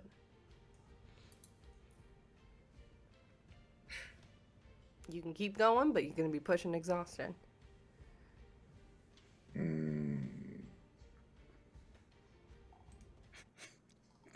Do we? All of us. I can tell Y'all all of us are like Make decisions. Dear Lord. No. It's not that we're not making a decision. I just could tell from everyone's face that we're like, we should fucking push it, right? Mhm. Yeah. That's where I'm at. I can just tell. We just fucking Because push it, right? because at this point, Draven's already like, we lost a day. Mm-hmm. Just resting. Okay. I got to get to my kid, and if we don't get this settled, y'all aren't going to go with me. So let's. Correct. Yeah. Let's go. Okay. All right. That's why I was making the noise, because I could tell everyone's face. We all had the same facial expression. We were like, well, let's just fucking keep going. I figured y'all were deciding that, but I was like, y'all need to decide like now what you doing. So, okay, you can push forward. Can I get another survival check, please? Okay. Guidance. I will help. I got crit. I don't need any of that. I mean, I already took the help. I took the help, then I crit. So 20, whatever the fuck I add to 20. it. Okay. All right. You push through the night. 26. 26. Total. Yeah. You can easily find yourself on a much steadier path.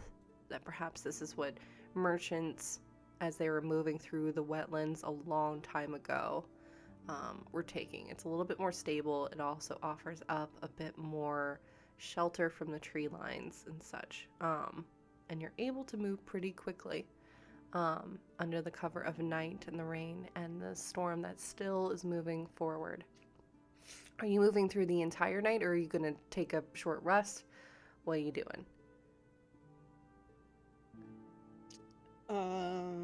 I'll look to Draven. We'll probably take a short rest just to like eat. Okay. And then keep it moving. Okay. All right. Easily can do that. The next morning does occur, and rain is still happening, but you can start to see in the landscape around you things are changing. Instead of the kind of tropical trees and steady streams of water, you can see that things are starting to shift into farmland. You can see that there are a couple homesteads. It doesn't take long for one of those homesteads to come into view, that you remember saving a couple of dwarves and their sister. A few of you at least. It looks like their house is on the mend. It doesn't have a gaping hole out of the front anymore. Has a couple pieces of wood that have been kind of stacked over it. But if you all would please mark 1 level of exhaustion. We don't get no context to see if we pass. You can certainly do that, yeah. I haven't had to do that in a while, so thank you. I didn't know. Or couldn't remember, rather. Is it a con saving throw or a con? Just Con save. Okay. Con save. 23. 23. Okay. You're tired, but doing okay. 16. 16? Okay. No, 17. Oh, 5. And Toby, I'm guessing that's a no. 7. Nope. Nobody's on Bolita. Toby's Nah. is still exhausted yeah. now and takes a point. Oh, have we gone through a town or a city, or Nope. it's just okay? Nope. ooh, Purple also passes. He got an 18. Woo. That's a flat. No, he's a +1. Okay, yeah. I love it. Ooh. Absolutely love it. Yeah. Yeah, Toby, you're feeling a little cranky. So you do have 1 point of exhaustion. As you continue moving forward, there is a new day that starts. So yes, of course, you can roll for spirit points. All of you. Y'all yelling at me. Damn. Listen. We I have to. we have to I have because to. you keep killing I- us. I have not been at full health since the end of 2nd season.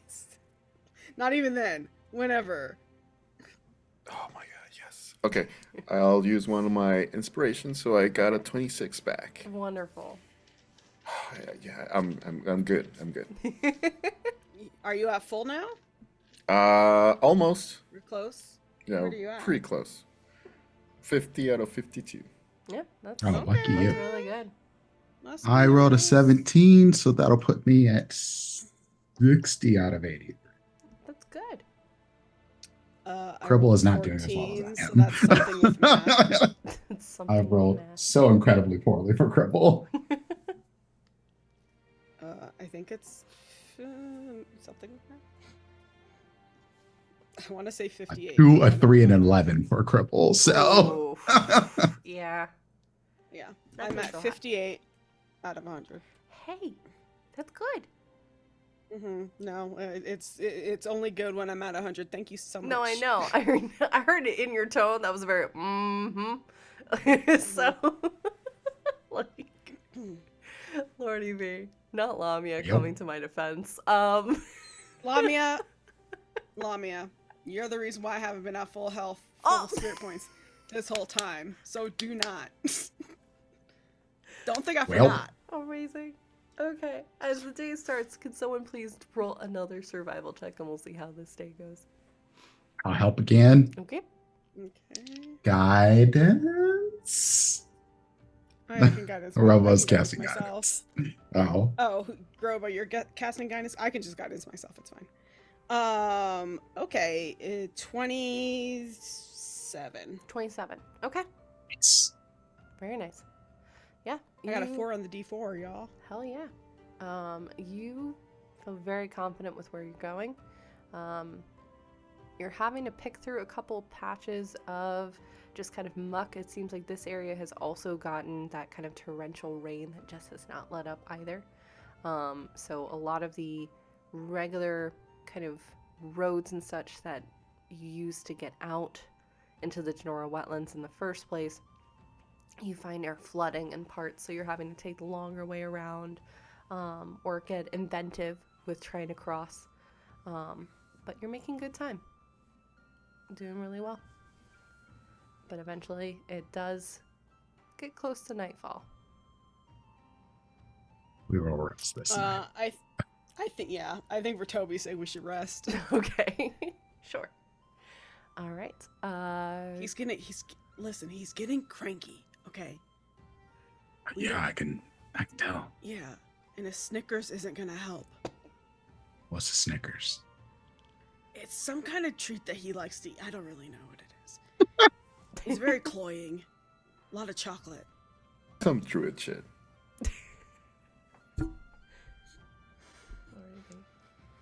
Would someone like to roll a survival to see if you can find a good place to shelter up for the night? My God, Jordan. What? Damn. All guidance. Fuck, I didn't say Robo, roll for survival to see where you're gonna say. I said, can someone 22. roll? 22. Amazing. Okay, you can find what appears to be an abandoned barn just off of the road that you think is going to give you a good amount of coverage. Able to see the area around you. It's just within the tree line as well, so you get that added shelter. Yes. With that 22, Yes. I want to look for any bullshit. Yeah. Because last time you said we were like, yeah, it's a great place to live. We got attacked by a fucking obelisk. So, Yeah. With the 22, do I sense any bullshit? there is no bullshit. Okay.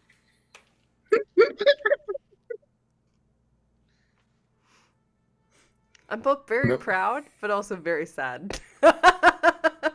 What of what? I've installed some fear in both in all of y'all with it, but I'm Listen, also very sad about it. I got 58 hit spirit points, Yep. which is around what I was at before the last bullshit. Yep. I'm pretty sure. There's no bullshit. So, okay. There's no bullshit. I'm in D&D I gotta court. I know ask. it. There is no bullshit. You're D&D electric chair, to be honest. Damn. Ain't no court. Straight to the death sentence for you. I agree with Sphinx. Bullshit is relative. So It is not, because it's not relative, because you knew exactly what I meant when I said I bullshit. did. I did. But yes, there's no bullshittery happening. There's no obelisk. There's no Ouroboros Society shit. There's no thieves even hanging out in the area. This is looking like a really good spot to literally just rest. Okay. It looks normal because it is normal. Okay. Now she's insisting a little too much. No. I can hate you. Insight check. Yeah. Maybe. Okay. Who's taking first watch? I'll take first watch. Okay. If you wouldn't mind rolling for me.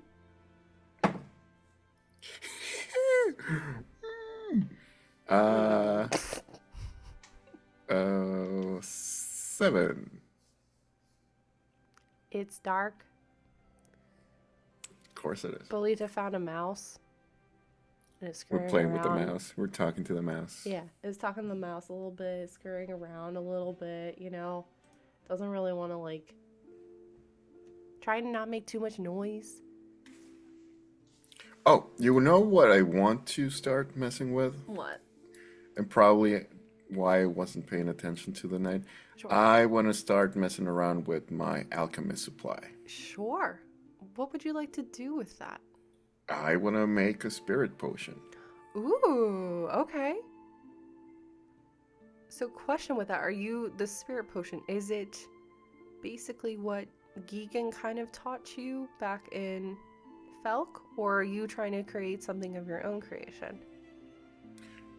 With the knowledge that they gave Toby, Yeah. probably something of my own creation, but something that like it's like a health potion, but for spirit. Yeah, which is that's right along the lines of what Gigan was showing you all. And you have the ingredients. You have the spider thread still. You were able to procure. And at least in Gigan's case, she had procured it and turned it into a tea broth. But you know already, just based upon being a druid and your own experiences, that these kind of things can manifest in a number of different ways. So yeah, if you want to go ahead and roll, Dimples, what would the roll be to mess with alchemy? 'Cause I don't know offhand, actually. I mean, you got proficiency with alchemist tools, then you probably roll with intelligence. Okay. Maybe even like medicine, maybe or something. Yeah, it could be medicine too. Less proficiency. Well, I mean, if the proficiency is with the tools, you don't have to roll it the Yeah. medicine check. You know what I mean? It's just an intelligence check. Mm-hmm. Intelligence plus your proficiency bonus. Plus my proficiency. Okay, so Yeah. my intelligence is +2. +2. Whoa. +3. So 23. Damn, okay. Nicely Ain't done. then. I didn't know if that was a good noise or a bad noise. That's why I was like, Same. I was over here like, is that bad? What? That was a really good roll. It was a really good roll. So yes, you have all of the components. You have the spider thread. You begin quietly kind of cooking up the potion. One thing that you remember Gigan kind of mentioning is for oftentimes these potions to take effect, usually it does involve imbuing a bit of spirit into it. So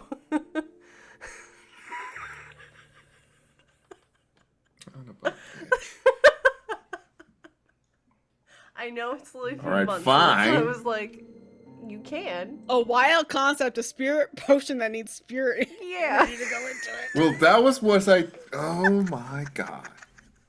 You've done it again, Jordan. You've done it again. All right, I'll use spirit points. All right. How many are you putting in? Damn. Probably 10. Okay. All right. With a 23, you now have a... What color does this potion look like? Oh, it's kind of yellow and disgusting. Ew.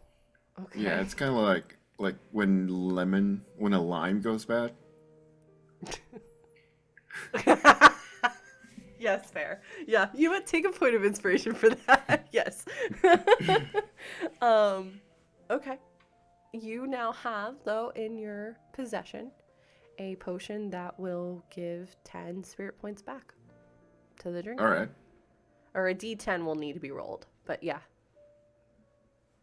Oh, okay. Yeah, Okay. the D10 will need to be rolled. No, but- no, you don't get to take it back. We get 10 Nope, it's a D10. It's a D10.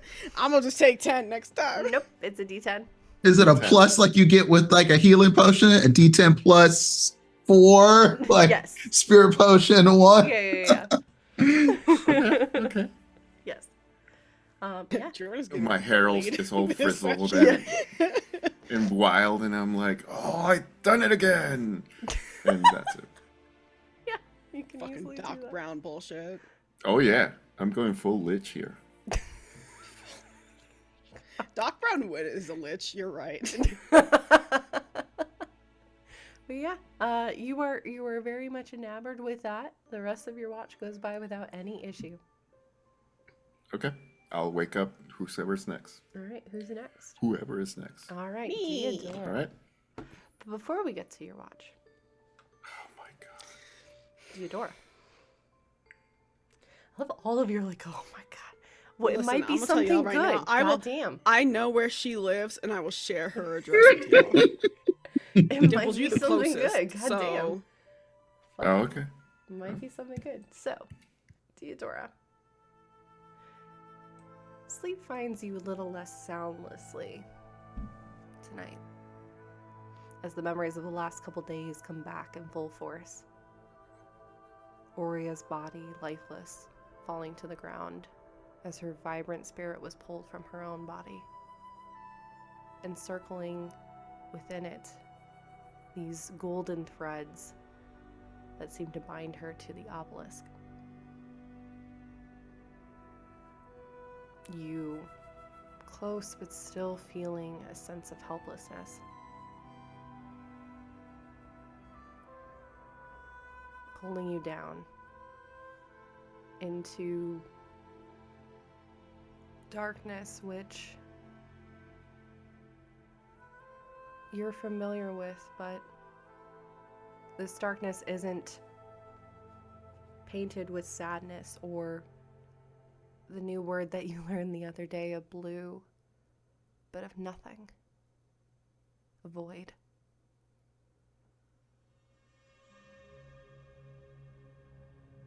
After a moment, a blur rushes past you of shadow and oil. A Sparky chases after the vision of Oria being bound. The edges of your vision getting staticky as everything seems to shift. And instead you find yourself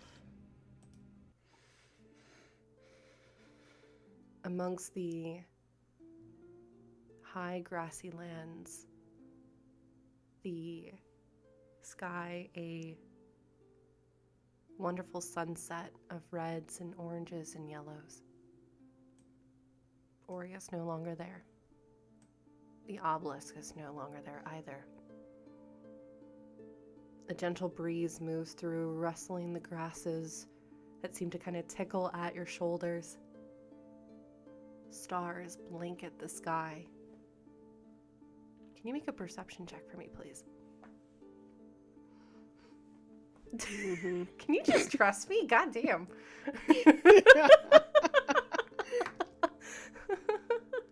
21. 21.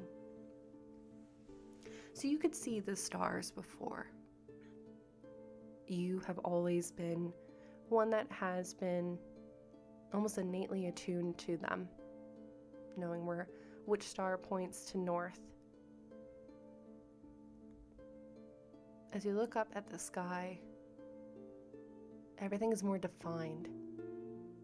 And you can see around the shift-weaven sky, the stars seem to be almost highlighted with the intricate blues and reds of the veil. You see also, though, it's very faint, but these lines that are connecting some of these stars, these connections, constellations, that's the word for it. These gateways that lead to other areas, planes, assisted by the shiftweave and the veil. The endless sea of stars of the veil ever present. To the northeast, from the paw print, you get the vision of leaves and silver feathers accompanied by blue flames.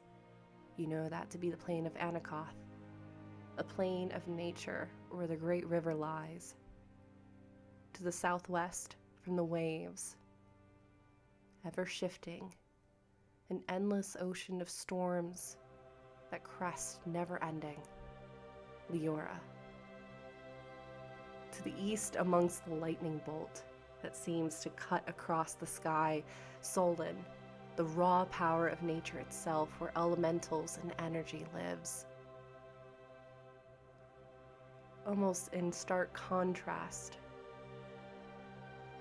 to the west, what appears to be a shepherd's crook, where dreams often find themselves carefully curated under the stars and watchful eyes of the shepherd.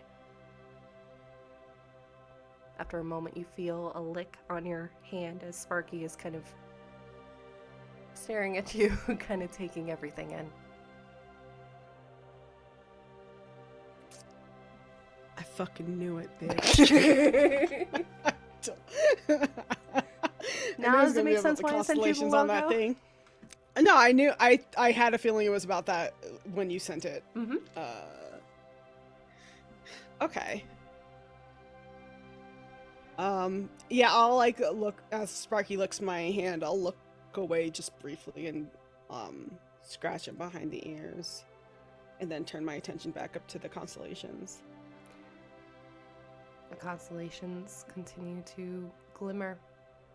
Which is the closest one?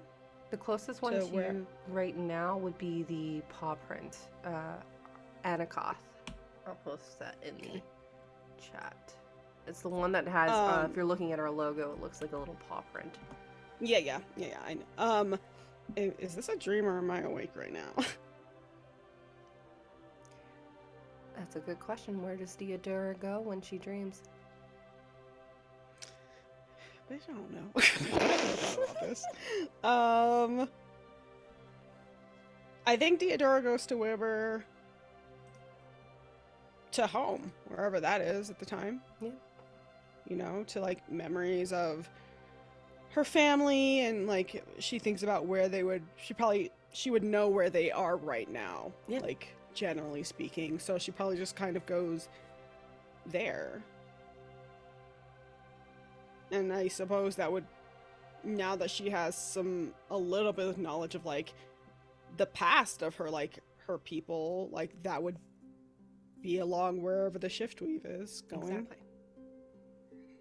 And you see instead, you see, having been here before, you do also see blanketed within the sky the teal star that you know to be Tobi, the purple that you know to be Blackstone, the red that you know to be Aurea, which theirs are fainter, but they're there. To even Tideborne and Cribble. You also see your brother, a star in their own right. Seemingly seems to be strong, isn't flickering, not falling, consistent. I take comfort in that. With that, like, not, it's like knowing, but also not knowing. Like, I just sort of know that that's him, and like, the fact that it is so strong, to me, to Diadora at least, would be a good thing. Like, there's no fading to it. Yeah. After a moment, you hear in your mind a very familiar voice of Sparky. You okay? Yeah. I'm fine. Okay, why you look so sad? Or blue? I don't know what that is. Yeah, I still don't understand that. But I'm not sad. I'm just homesick. So you're sick? I Do we guess need this a is kind cleric? of like blue. No. And don't wake Cribble up. He's very loud. He is. He's not very nice though. No, it just means that I'm missing home. He says when he's not pulling on my tail, but He pulls on your tail. he does. Diadora's like, I'm gonna beat Cribble's ass. In her head, she's like, okay, I'm gonna fight this fucking frog. Yeah, he pulls on my tail every so often. I don't know if he's trying to get my attention or like move. But like I could eat him, but he doesn't smell good. No, he doesn't. If he does that again, you have permission to defend yourself. Okay. Okay. Stand your ground. Okay. Well, I wasn't sure. He seems like one of your pack, so you're the leader. So I'm just following your lead. I mean, he is part of our group, but that doesn't mean you have to just take whatever he does. You know, like if I was doing something to you that you don't like, I would fully expect for you to tell me. Well, yeah, but I know you. It doesn't matter. You set your boundaries with everyone, even if it's a stranger. Okay. Especially if it's a stranger, actually. Okay. And if you don't want to do it, I'll do it. No, I'm big pupper. I can do it.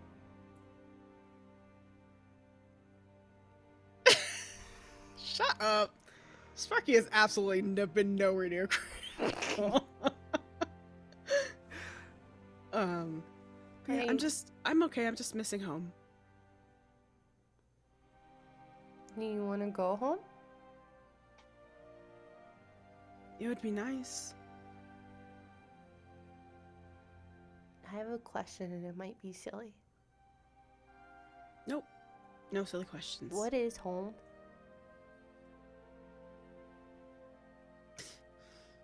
Some people think home is a place where you go. Like a house. A building that you live in. For me, I've never really had that. Because we wander. So for me, home is just wherever my family is. And you can have multiple homes. So is it like a scent? Where you can have multiple scents? You can have a scent. You can have a sense of feeling. Just knowing that you're somewhere you're supposed to be. Oh. Makes sense. Okay, so I do have a home. Okay. Your home is with me. Exactly. And my home is here with our friends, but also it's where with my brother and my mom and the people that I left. Can we go visit them? Yeah. Maybe not now, but soon. Why not now? Because we have to go back to Illipin and help Greenwich. And then we have to give Draven to his home. Okay. But we can still do it. Yeah, of course. I want to see my family. But and if you know, if they happen to be on our way, that's great. But unfortunately, there are things that need our direct attention right now. And you kind of see at this moment he like lifts his paw off of you and is kind of sitting back on his haunches. For the first time ever, really, you see Sparky is really putting a lot of thought and trying to. He looks like when Diadora was looking Literally, at the book. yes. Just real hard. He goes, okay, well, I don't know how long I can do it. I've only tried it once. And I think I pissed off Aurea because I kind of wandered and I didn't mean to. But we can go now. I have questions. What do you mean you pissed off Aurea? And what do you mean what are you talking about? Okay. So it's hard to explain, but can you think about the ones that you are the sick of home of? Yes. Okay. I think about them all the time. Okay, close your eyes and actually think of the sick of the home. Okay, I do that. And you see, you actually feel his breath as he's literally just checking to make sure you're actually closing your eyes. Like, don't squint. Close your eyes. Yep, literally just checking. And you feel he kind of rubs his head underneath your hand so that way it's resting in between his ears. Mm-hmm. Can you make a wisdom savings throw for me, please? And interestingly enough, you want to fail this. I want to fail. Yes. Okay. Well, which die has been being shit to me today? This one. Wisdom save. Mm-hmm. 11. 11. Okay. 1 minute you're standing within the fields, not seeing them but feeling the shifting of the winds. And the next, you feel yourself almost moving through a pocket. You've done this before when you've blinked. When you've moved, you've shifted. But this time, you find yourself amongst the high plains. You know this to be the area south of Illipin, where you originally came from, the last area where you had left your group, your community, your brother. The familiar sense of cinnamon and spices hitting the air. And after a moment, you do hear a very familiar voice, and it's your brother on the wind. Seemingly in some kind of meeting with the rest of the tribe, talking about their movements. And after a moment, you kind of hear the voice pause, and you do see your brother. If you wouldn't mind describing your brother. Oh my god. I'm trying to remember how I described him before. Looks very similar to Diadora. Taller. A little more lean, not as muscular as she is. But has very sort of I guess I would describe it as a swimmer's body, very kind of strong arms. Arms of somebody who would be a ranger, or even maybe has short dreadlocks on his head, almost with shaved sides on both sides. Same golden eyes as Diadora. I think the way that they're just sort of in maybe some leathers, a vest maybe that's open, and you can see they have scars, top surgery scars on their chest. And yeah, just it's not exactly like Diadora, but you can definitely tell they are related. Yeah. Same bone structure. I think maybe his face is maybe a little bit more angular. Whereas Diadora's a little bit more narrow. Sure. But yeah. You can see that his face has shifted slightly. There's a couple new scars that were there before. He's got one that kind of just cuts down, going down this way, almost like a blade went across his face. Otherwise, it's looking fine.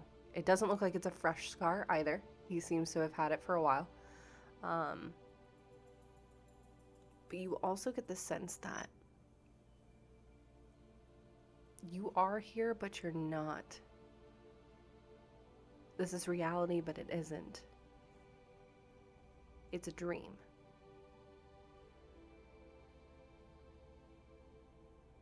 Sparky is using their innate ability to dreamwalk,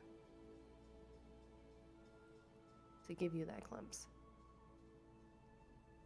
to bring you home.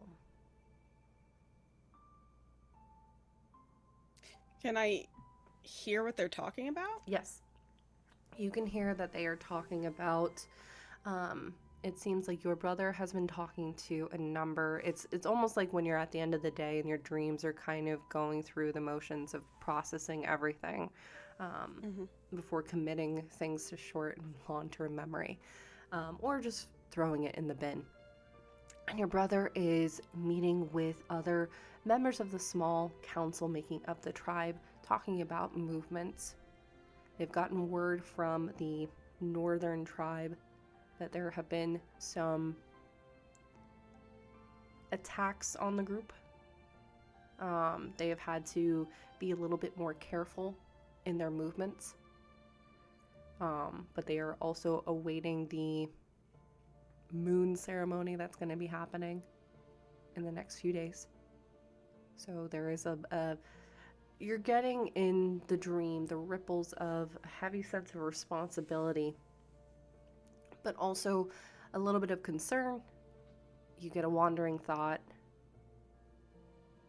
that's ever present. It's almost like for a moment they're actually talking to you through those thoughts, and then it cuts to all of a sudden of just wondering, I haven't heard from Diadora D in a hot minute.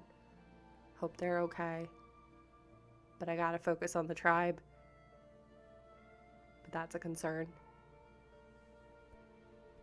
Wonder if they've heard anything. Should I reach out? I don't know. D may not want to hear from me. There's a lot of conflicting thoughts coming together in this snippet. And you can see that there are now kind of shadows underneath their eyes too. They've not been sleeping as well. Even in dreamland, just kind of like you, the sleep has been very fitful.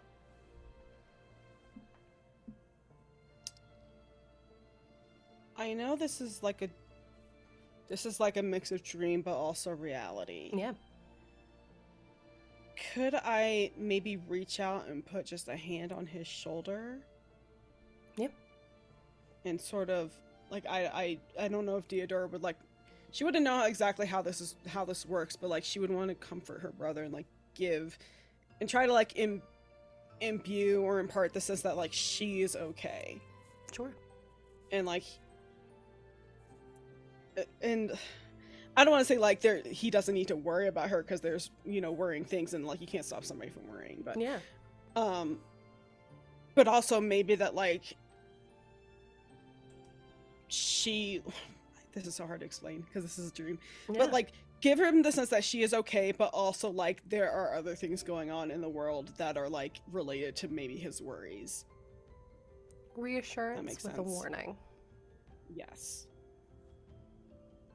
You put your hand on his shoulder,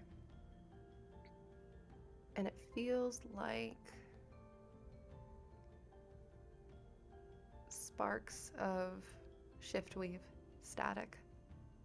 Not sleek like oil, but it gives you that same kind of feeling of when you and Oreo were on opposite sides of the boundary between the shiftweave and the veil. That kind of staticky electricity, which also sends the hair on the back of your neck up. And you see almost like stops himself completely, but kind of turns their head in the direction of where you place your hand. And the shoulders kind of slowly dropping a little bit as some of the tension is just kind of relieved a little bit.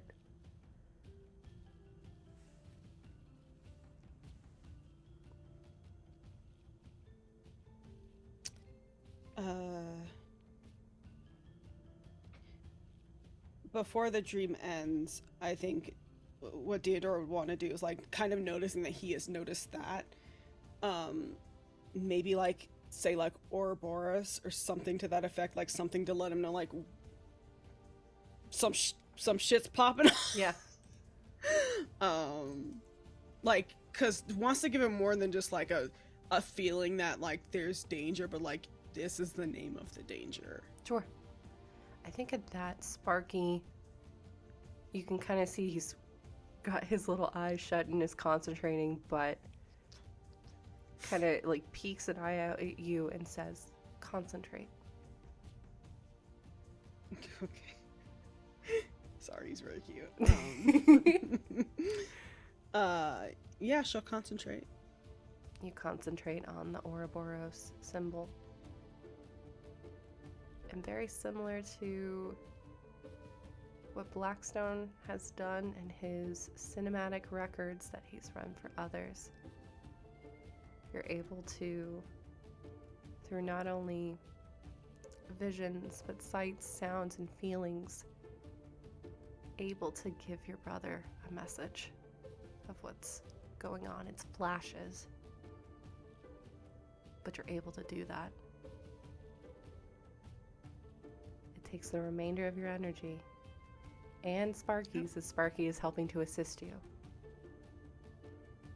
But eventually you find yourself back amongst the high grasses. Sparky like just collapsing like a dog does at the end of like a really long walk right onto you. And then here comes Toby to wake me up. Yep. You do feel a little bit of a mental strain, but there's also a feeling of reassurance. You've experienced this before.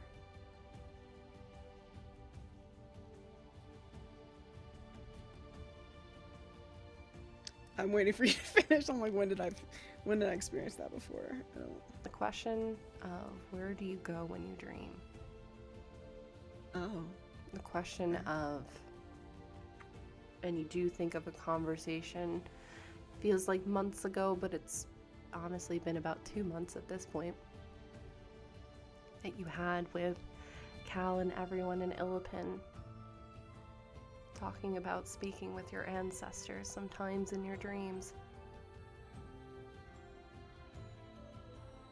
You've experienced this before. Sparky's barking right now. I'm honestly. Yeah, I don't think because this is more so. This has been more overt than I think that's what she's used to. Yeah. I don't think like she initially is able to connect the dots until she puts some thought into it. Sure. That like, oh, I have done this before. And probably that's when you awaken and Toby's getting you up. Yeah. But you awaken. Okay. I will start my watch. Wonderful. If you wouldn't mind rolling survival for me, please. Okay. 25. 25. You hear in the distance a couple cows mooing in the fields, but otherwise nothing, except the rain going. Those moos sound real suspicious. Okay. Sure. Amazing. We're gonna move over to Captain Draven. So Tideborne, where do you usually go when you dream? The sea, of course. Are you swimming in the sea or are you sailing on the sea? Draven often dreams of when he was a kid and was born in the waters, being a Triton with his family and his people. And that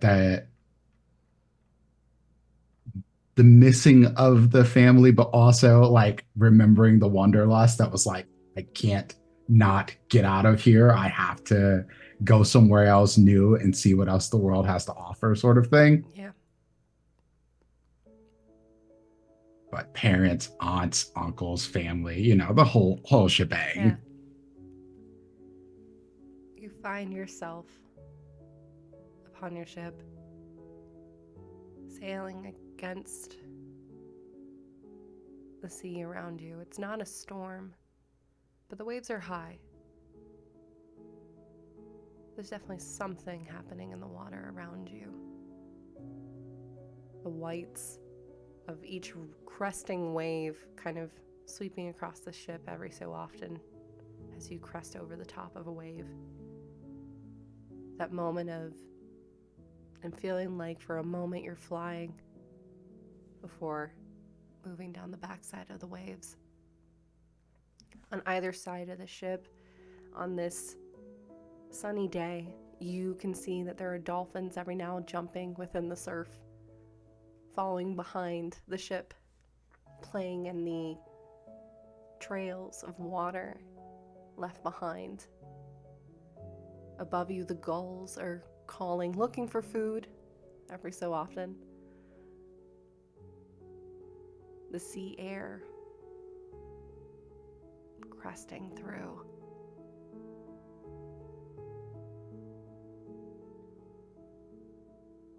Can you make a perception check for me, please?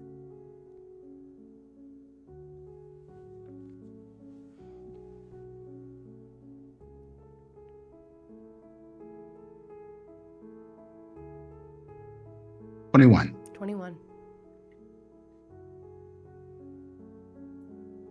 First, it sounds like it's just the cawing of the gulls and other such birds that scavenge through the sea around you. But you realize it's a cry.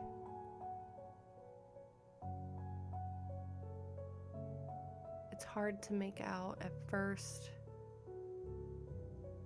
but you listen in, and you hear a voice saying, "Help."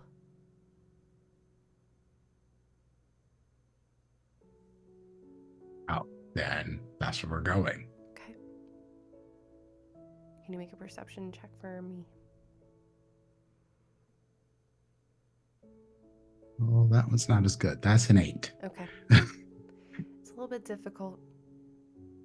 Actually, you wouldn't mind. Do you have your spyglass on you? Of course. Okay. Can you add a d4 to that roll?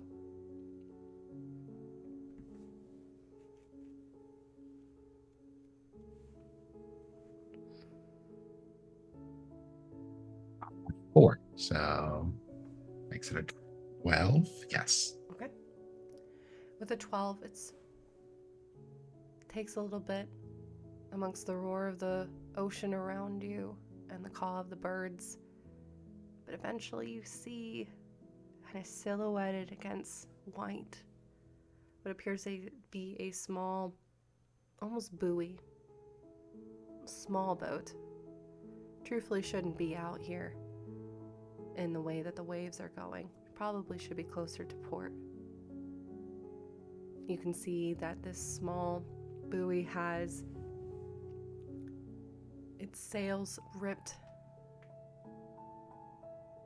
white, which you know to be a merchant. And it looks like this boat is barely treading water. Has another wave Yes, we'd be sweeps. throwing a rope out there for them. And also the question on everybody's lips would be, what the fuck are you doing out here? Okay. So you can certainly throw, but you can tell that they are probably about 30 or so meters away. That's why it was a little bit difficult to see. So Oh, you can well, certainly angle. You can lob a rope if you would like to. I would wait till we got closer then. Okay. I mean, if we can. Yeah. Yeah. You do that. And you can see on the boat, as you approach, what appears to be a trident individual. It's hard to tell exactly. They have short hair, completely shaved on one side, piled on to the right, where you can see it's braided with seaweed and seashells. Their skin is a mixture of blues. And it takes you a moment, half trident, half water genasi. As their skin every so often has the look of moving water, of waves. The white's kind of present right now, as you can see there is panic on their face.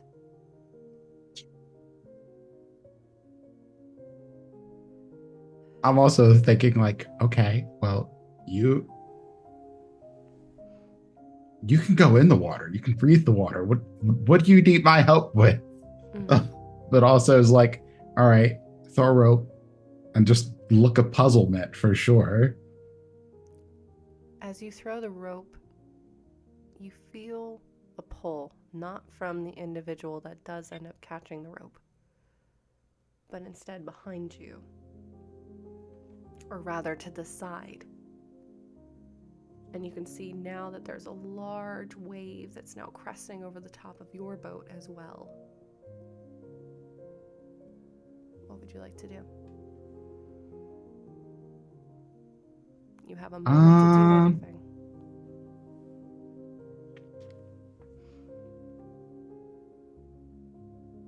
I'm thinking about this. I'll give you a minute. I'll add some more flavor to it. So this large rogue wave, which happens every so often in a storm or truthfully just being at sea, almost blocking out the sun for a moment as it rises above, looming almost like an arm over your ship. And you can already feel the splatters of water from the wave, that kind of coldness in your chest settling in for a moment. So what I'll do is I will just tell my people, like, brace yourselves, and then I will make sure the rope knot is tight real quick, and I will cast water walk on myself, and I'll jump off, and I'll go to grab the person who's on this little boat. You yell those instructions. My crew's been through To this. your They'll be crew. all right. And after a moment, when you don't hear any movement, you realize you're not with your crew. They're not there. The lines are all tied to the mast. The ropes are there, but they're all limp onto the ship floor. Nothing. There's a moment of confusion, but Draven still jumps out to help this person. You go to help this person jumping out. Can you make a dex save, please? Or you're walking, right? Yes. Okay. The water as you're walking. I mean, I go under, then come back. Yeah. But it's interesting. The water feels like it's almost not necessarily a liquid, almost like a solid. It sticks to you, and not in the way that water usually does. There's a pull to it. It feels almost the consistency of mud, for instance. And you can feel it tugging on you with each step. Even to get yourself up, you had to, from that initial walk off, you had to really pull yourself up to get out of it. But you do.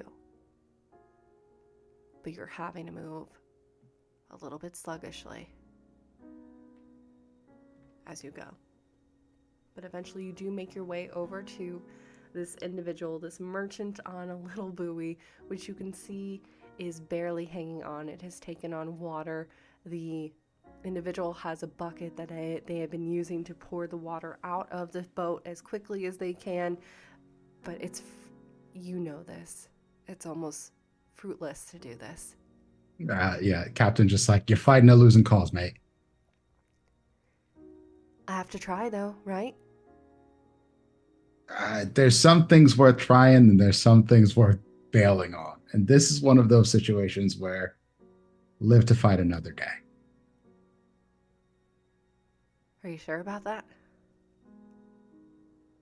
At that moment, you hear behind you as the wave overtakes the boat, the much larger one that you just left. There's a cracking noise as the wood splinters. And you just hear Draven go, "Oh, come on!" You see the wave isn't what broke it. A long serpentine tail wrapping around the bow and pulling it under.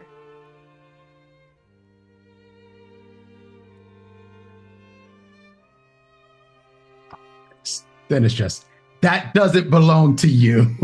And the trident comes off, the shield comes off. Sure. Another wave moves through.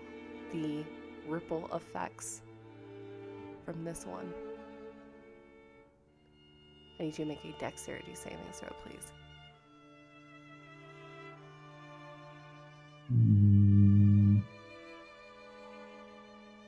Plus 13. 13.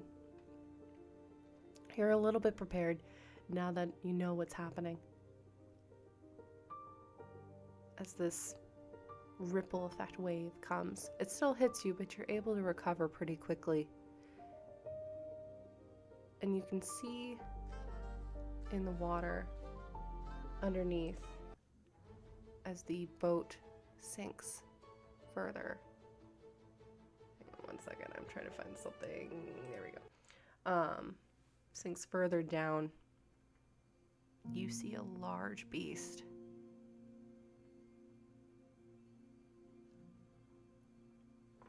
Red, lidless eyes. Scales of black and purple.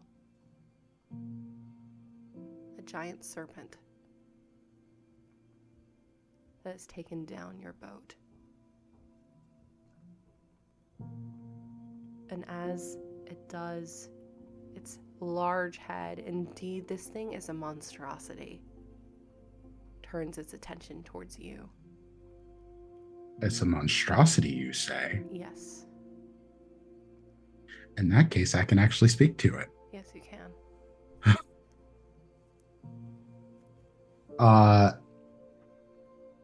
And Draven goes, "Was that entirely necessary?"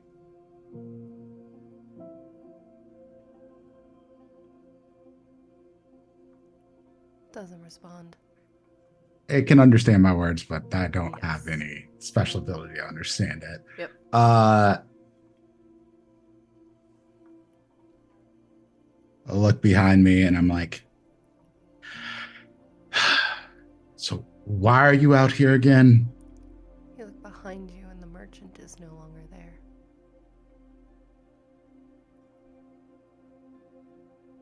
You see instead the monstrosity before you, looming. Jaw practically unhinging, ready to bite, to swallow you whole. When you can feel yourself being pushed out of the way. And instead you see before you a blue and silver ancient dragon. Wings elongated right now like massive fins in the water that seems to have pushed you out of the way and is now attacking this large serpent head on.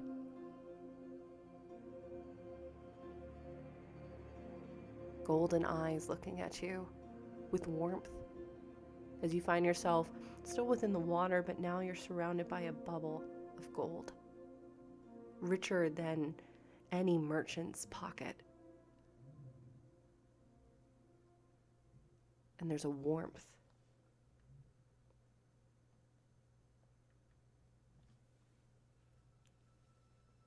Draven just stops for a moment and goes,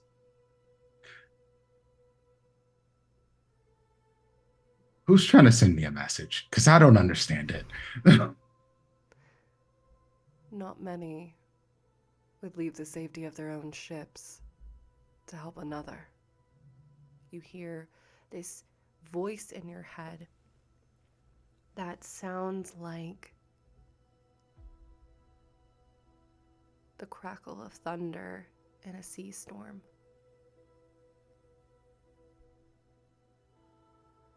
And it's not just one voice, but multiple. Low baritone. You get the imagery of coral reefs and the deep, deep oceans which you've explored, to the tide pools that you and your crew often wander, sometimes looking for snacks when you can't find a port to settle in.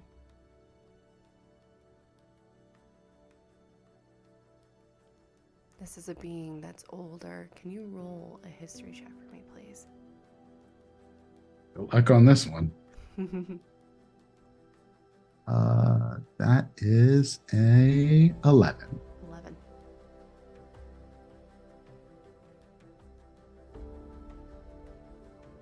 You've been through a lot in the last couple days. Indeed, questioning why the hell you're in the wetlands as you are. That takes a moment for the folklore to shift away, and you remember being told multiple times about the sea dragon that made a bargain with those that started Jorix in the first place to offer it aid when need be. The dragon that offered up this portion of land as it claimed domain over the oceans, the Whisperian seas. And it seems to be taking on a much larger serpent. In fact, looking at that serpent a little bit more. You've seen this symbol as it curls around the both of you, moving around in the currents, an Ouroboros symbol in itself.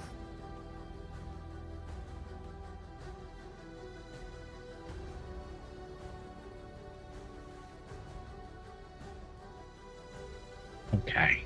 All right. Well, this is what it is. All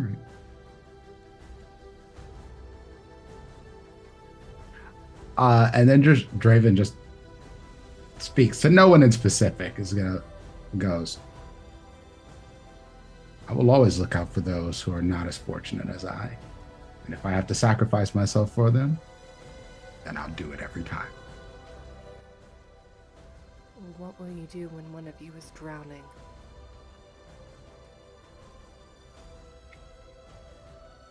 And at that moment you wake up, coughing up seawater. Oh, I And breathe that water, is where so we're gonna end today. That is where we're gonna end today. I love Mm. Hello, everyone. This has been another episode of Ampistrano. So, I had fun today. I don't know about y'all. it. Jordan knows how to get us to shut the fuck up. I'll tell you that much. Amazing job, y'all. Very proud of you. And thank you all for hanging out with us this afternoon. It's good to be back. I always have fun with this group a lot. Hi, Captain. Hi, Captain. Let's go around real quick and tell everybody who you are, where you'll be this next week, and then we'll be back next week with a new episode and possible birthday celebration because it's my birthday next Sunday. So more importantly, it's Black History Month. it's also so... Black History Month. Yes. God damn. Damn.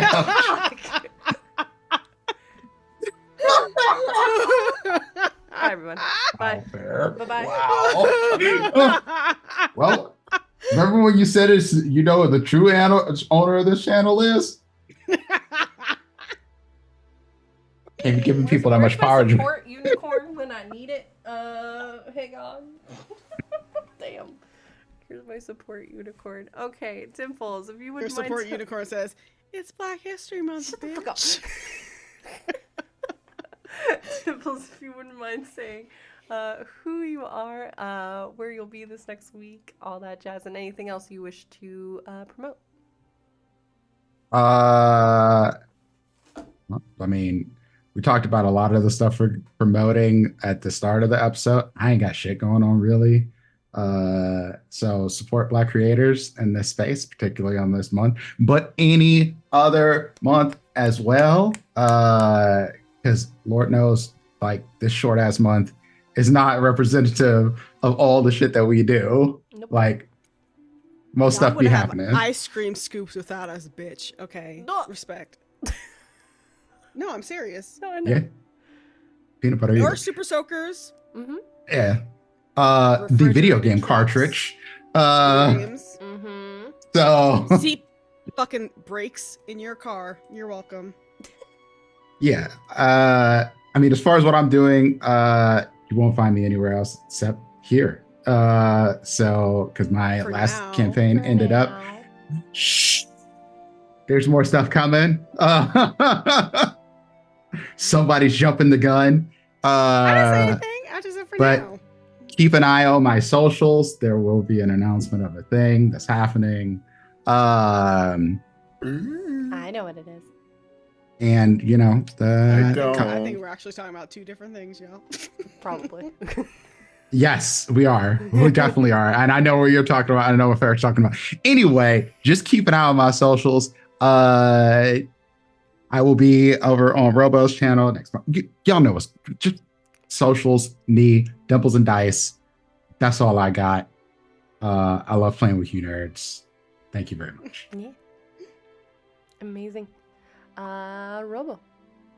It's me, RoboGoblin. You can find me everywhere at TTRPGifts, and check my pinned tweets for the Roll for Palestine event with a bunch of awesome people playing for Care for Gaza. And that's it. Amazing. Thank you, Robo. Fair. Hi, I'm Fair, and I've been Diadora. This Monday coming up, you can find me over on Just the Humans channel at a time I don't remember, but you should look at the socials. Playing Candela Obscura in support of. This has been planned for like 2 months, y'all. Please don't ask me to remember right now. We're playing Candela Obscura to raise money for Palestine Children's Relief Fund.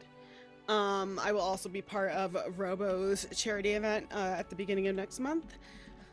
And then you can just follow me on my own Twitch channel because I've been streaming again and doing stuff and things and other stuff. And then, like Dimple said, just check my socials. I got other shit going on. Sure. And also Fair's trying to get a PC. So, hey. Coffee Fair. Coffee Fair. But also just hire Yes, Fair. coffee me. But hi everyone, I am D&D Jordan Lee. I do want to say a very special thank you to our amazing mods that have been with us today, helping us out. Really do appreciate it. So thank you so much to Wicked and Lamia, who have been just doing all the good stuff. I very much appreciate it. But hi, I'm D&D Jordan Lee, she, her, they pronouns. I stream here most of the time. Your girl's recovering from the flu, so that's why I was a little all over the place today. A little bit more than usual. But happy to get back at it. We're going to continue with some Baldur's Gate stuff this week. As we will also be observing the boycott, but I'm going to be using my platform to, hey, point out resources and educate, because that's what I know I can do right now, because money's really tight and I can't not. So I am one of those individuals. Again, reminder, you can put in !BC to get some resources and information about it, as there is another boycott that is starting tomorrow and going through next Sunday. So what is happening right now is absolutely terrible, and anything you can do to help, please consider doing so. As I've mentioned, we're going to be doing our next call for Games for Change probably in the next week or so, now that I'm coming back from being sick and a little bit more aware of things. So that'll be happening in late April, but we're going to start getting stuff together now. So keep an eye out. and very much appreciate all of you hanging out with us. We are going to raid, so hang on tight. We are going to head over to Cypher, who is live right now with some Baldur's Gate. Doing her Astarian Minthara run, so you're welcome. There you go. It's a Astarian Origins run. Yes. Also, since Dimples tried to shame me, shaking his head, my charity thing is it's going to be at 5 p.m. Pacific on Monday. Oh, I wasn't trying to shame you about it. I have another thing. Yeah. I'm going to be working with Jess the Human as well, and I don't remember the date, so there was no shame. Amazing. Just look at the tweets, just look at socials. Twitter. That's what I was saying. Also, you'll probably be able to catch some of us at PAX East, but stay tuned for more information about that. But stay tuned, y'all. We're going to run the wonderful ad that Robo put together showing off the Palestine charity stream stuff, so you can get those dates and information down. And then we'll run our credits, and then we'll raid on over to Cyphers. So thank you all for hanging out today, and we'll see you next time, Beyond the Veil. Bye, everybody.